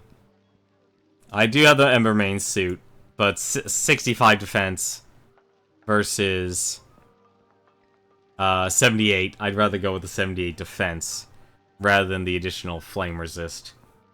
Although, what makes this hard, you know, I will say though, flame resist is probably what you want the most when you're fighting the Hellion. And you'll actually see why in a moment. Oops, that's the Pangar. Let's hunt this Hellion.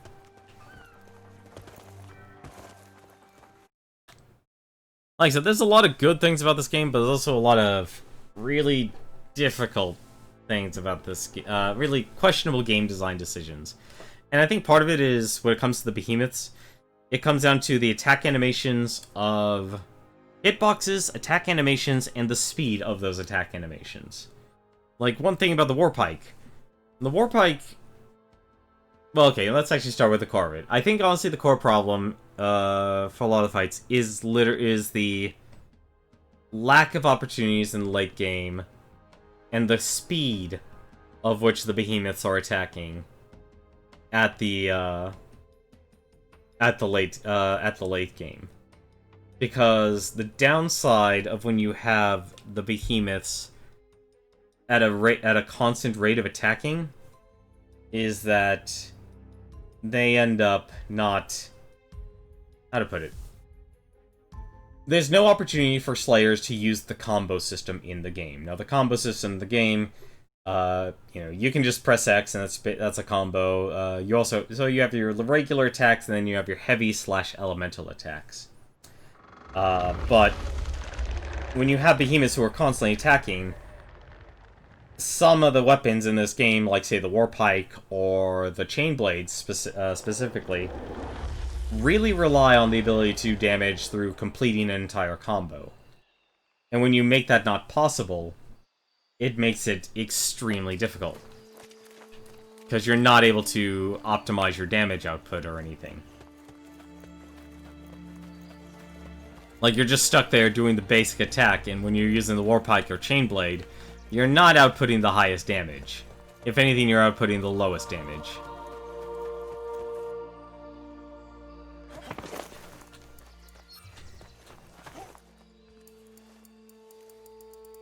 Actually gonna collect these here. Omni Stone is actually used for crafting the pylons in this game. And you can only bring 2 of those into each battle. At least to my knowledge, you can only bring up to 2. No, fall damage is not a thing in this game. It does not exist, thankfully.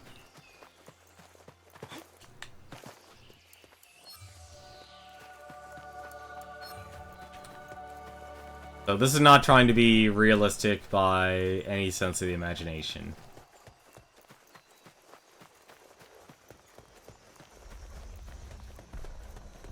Speaking of which, that little fireball you saw up ahead, that's the Hellion. So, we just fought an ice beaver. How do you feel about fighting a fire beaver? And Arvin's already down.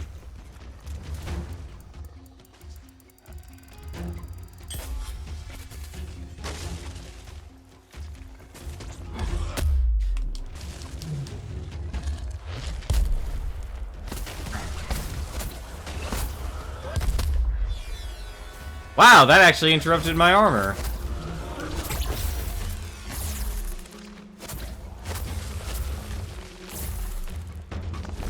Hellion is easily...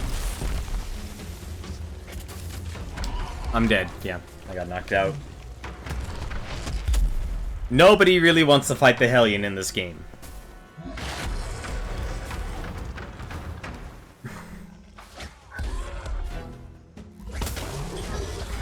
If you want to be... well, that kind of makes it sound cynical, honestly, but... effectively, yes. You can also see it just did half of my health in a single attack.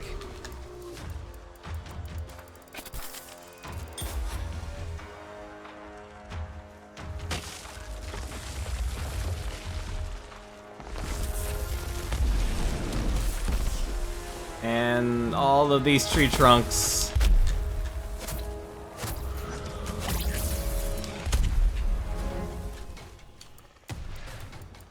Nobody wants to fight the Hellion. I can tell you that right now. He is definitely on... He's gotta be, like... He's gotta be number 3. No, maybe number 4, actually. He might be number 4. Actually. Out of all of them. But this is the problem with the Hellion. Attack after attack after attack with no opportunity of reprieve. Or slowdown. As long as he's in range of one of the enemies, he will do an attack.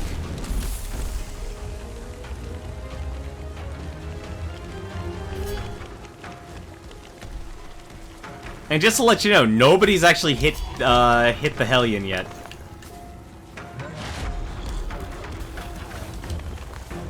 Nobody's hit the Hellion yet.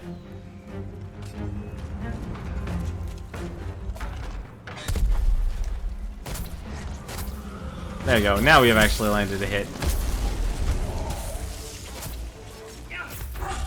And this is, like, the problem I have with this design is that... I'll just let myself on fire. The problem I have with this design is when you have your behemoths constantly attack, and you eliminate any and all opportunities to actually attack, you're dragging out a fight. I'm actually gonna grab this.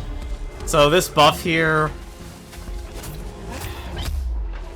This buff here makes you immune to fire damage, but it only lasts for a limited time.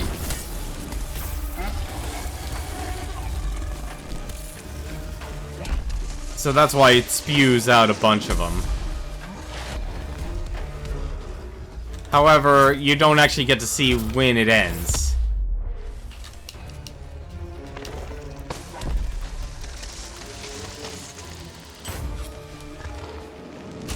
Well, let's just say we haven't made much, if any, progress.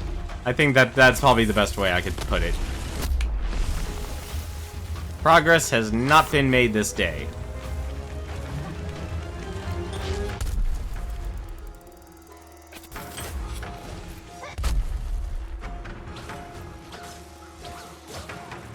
I'm actually gonna use a healing potion here.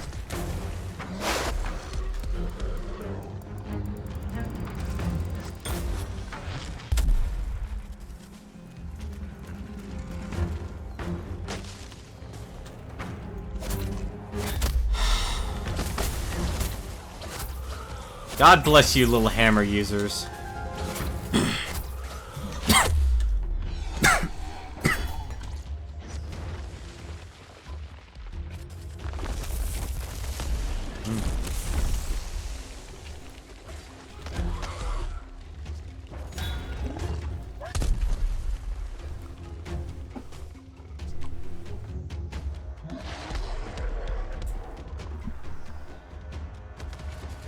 But this is where I have the problem with the game, because when you have your behemoths at a constant attack pace, so now I can't revive.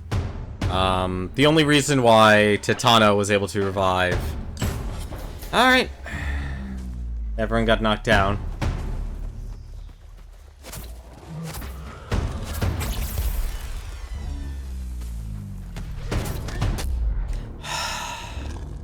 Also, it kind of sucks because it does so much damage. How did I not touch that?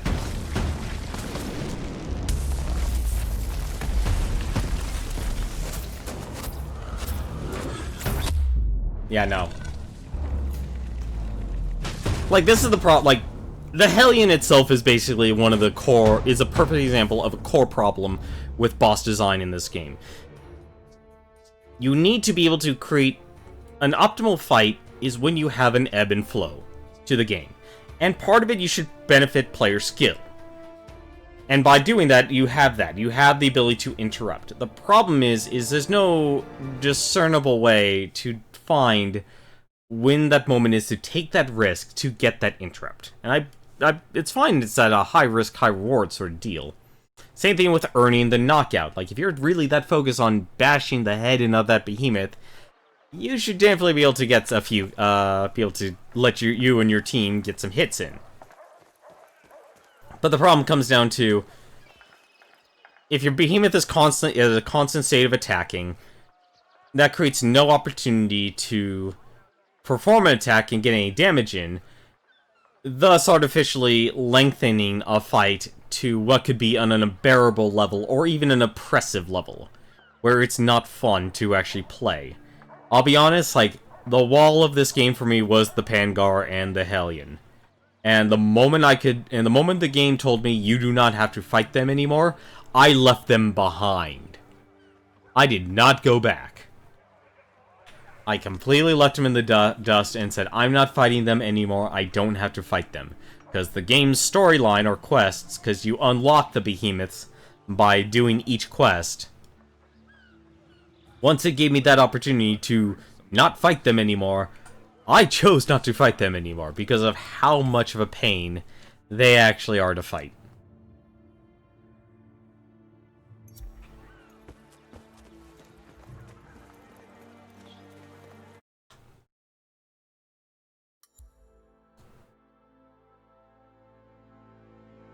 Yeah, see, Reese Hyun is decked out in the Emmermain armor. Same thing with Usei. I'd honestly say most players in this game probably walled at Hellion and Pangar. I'd honestly say that. And I would not be surprised if the data by Phoenix Labs would back that up. The only other three bosses in my mind that are tougher than the Hellion are the Shroud, the Razit, and the Razor Wing,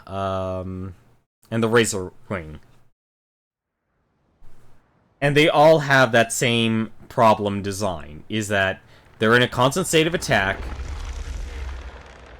there's no reprieve, and they're so massive in size, or they're so quick, that you barely get the opportunity to actually do an interrupt attack, so you can get your team to do damage, or be able to actually land a single hit. And that's why I moved to the axe over the sword and everything, because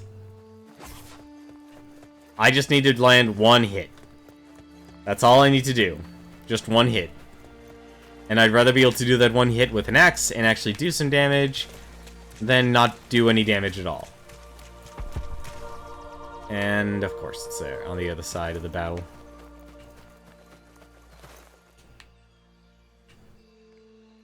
I was just kind of... I was looking for more Sky Bloom.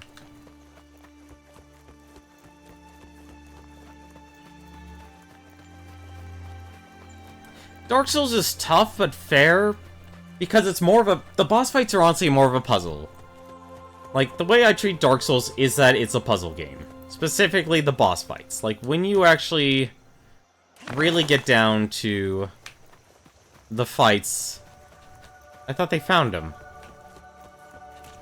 I guess they didn't. Never mind. Is that they're a puzzle. And in those puzzles, there's an ebb and flow. You know, it's pattern recognition. And that's why I see why people actually who... I kind of understand why Exposure actually like Monster Hunter is... It's the same type of deal. You know, you play a Dark Souls game, and it's like, okay, you could bring a certain level of skill over. You're not going to be a god at Monster Hunter games just because you were good at Dark Souls. Quite the opposite, honestly. No, not quite the opposite. Scratch that. Scratch that, forget I said it.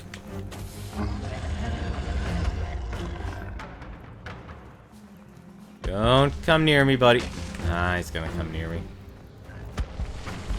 Yep, I'm in his attack range.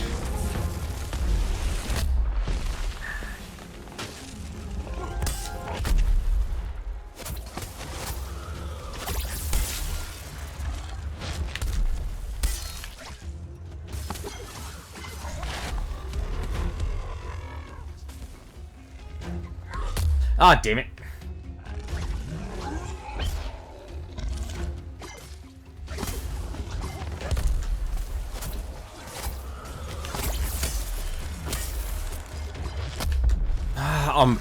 I already used my Bulwark Potion.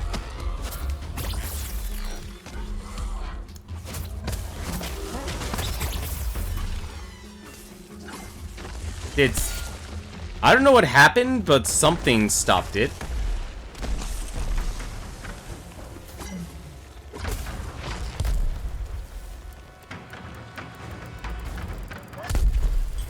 I'm actually surprised it didn't hit me. Like I said, the one thing I'll oddly give him... I hate it, but at the same time, I'll give him credit for...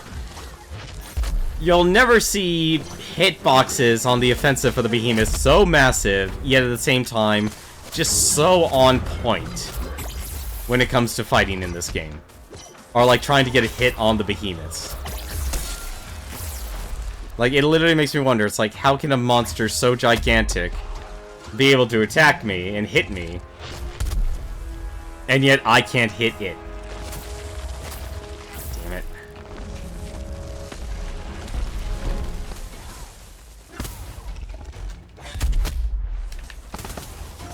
Because the moment every single attack a Behemoth does, its entire body becomes a hitbox.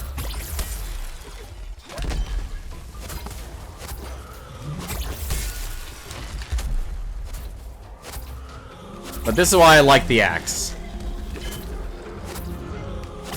Is that every time you do a full charge with your X attack, or regular attack, you'll get 200 health.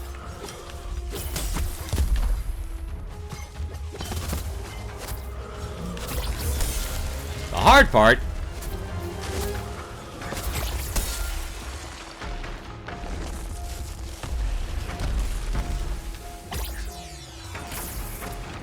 like I said, right there is a perfect example of the hitbox.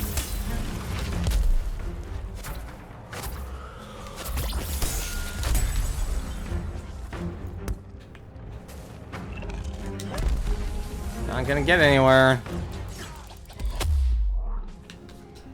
And it also makes the other downside, it kind of makes reviving people really difficult.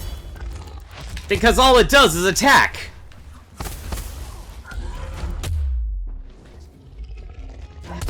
And there's no way to stop it or stun it unless you get lucky with an elemental attack. That was focusing on me.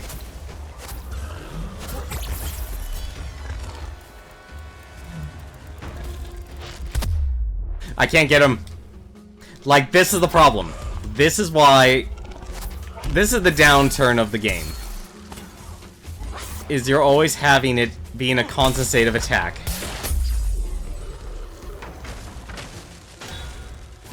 And that's what really sucks about this game.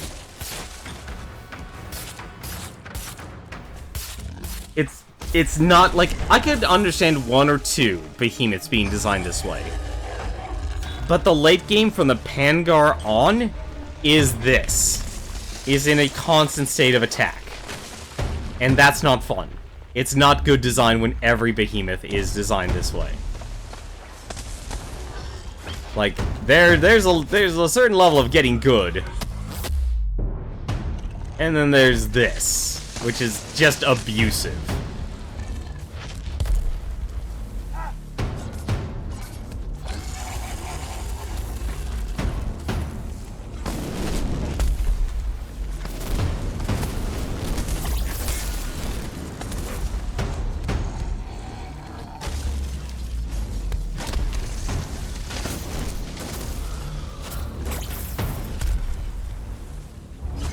Also, tree stumps kind of suck.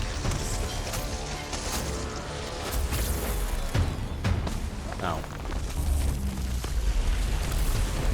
Ah, damn it, the fire DOT is gonna kill me.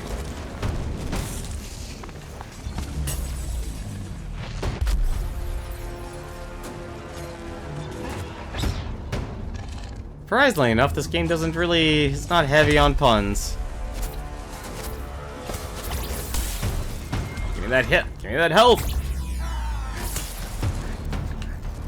I have no idea where I am right now. That's fine. It's fine. It's not fine.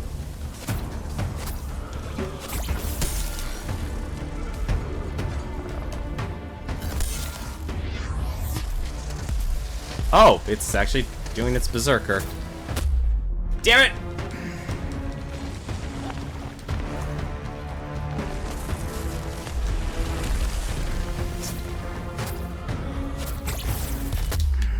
Nope, I'm out.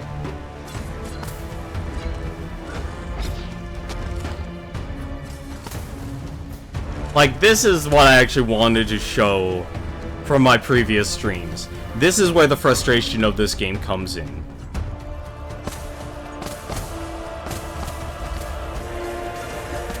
I have a lot of other criticisms. I've actually even said it on the Dauntless subreddit as well.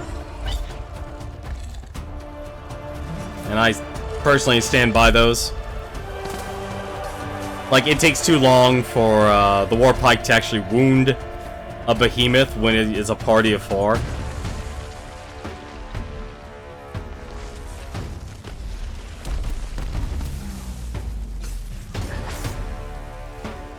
I think honestly the flaw of it is that all these people are wearing Ember main armor, so they're actually optimized to reduce the amount of the fire DOT damage. But the Hellion does so much damage that just having raw defense is honestly better. And the only way to get more fire resistance against the Hellion is to kill the Hellion.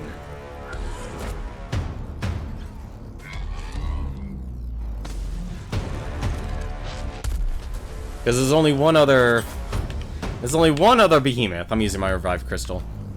I'm gonna see if I can have better luck here.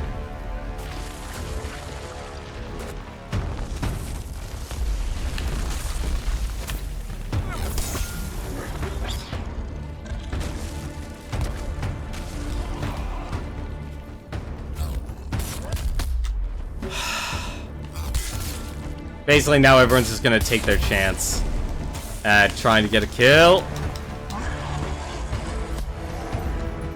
I didn't get the heal in time.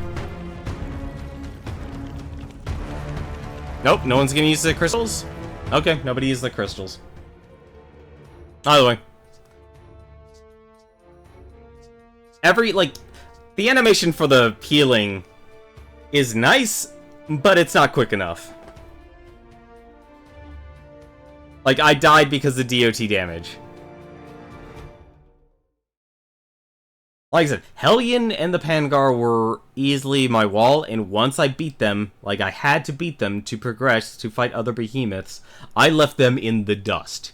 They are easily some of the hardest behemoths you will fight in this game. And that's why I left them behind.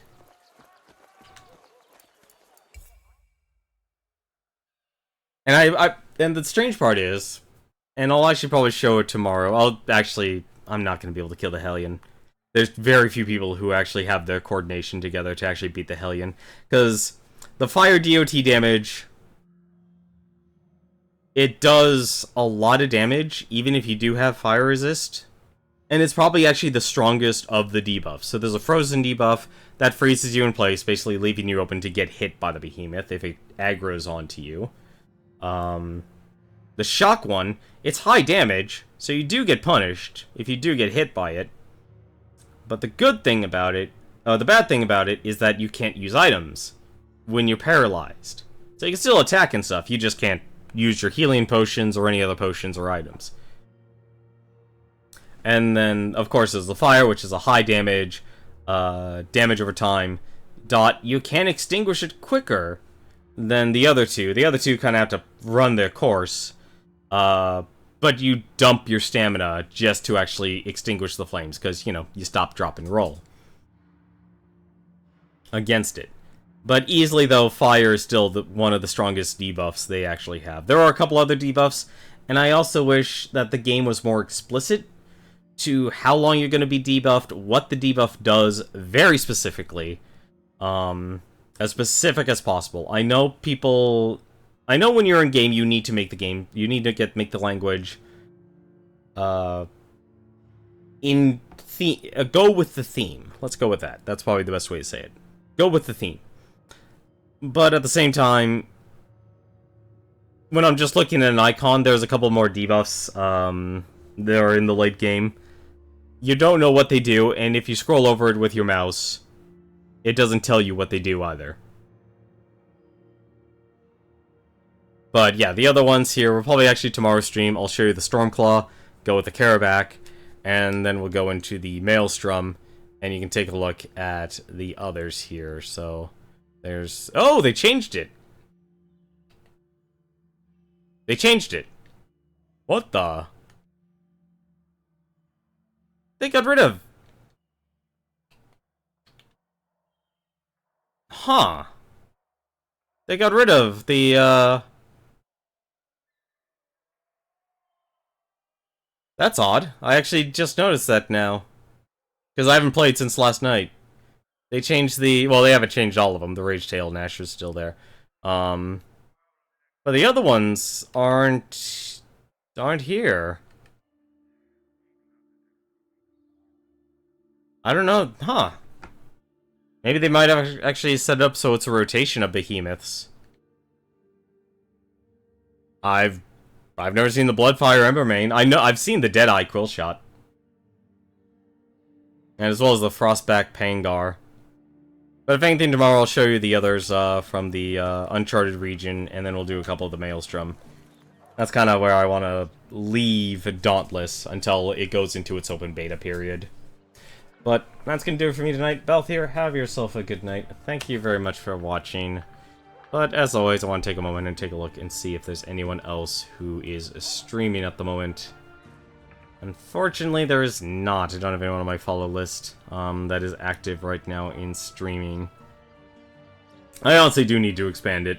I need to follow a couple more people to see what times they're active and such. But that's going to do it for me tonight. Hope you enjoyed tonight's stream. Tomorrow, once again, there'll be a little bit more Dauntless. Until then, as always, take care.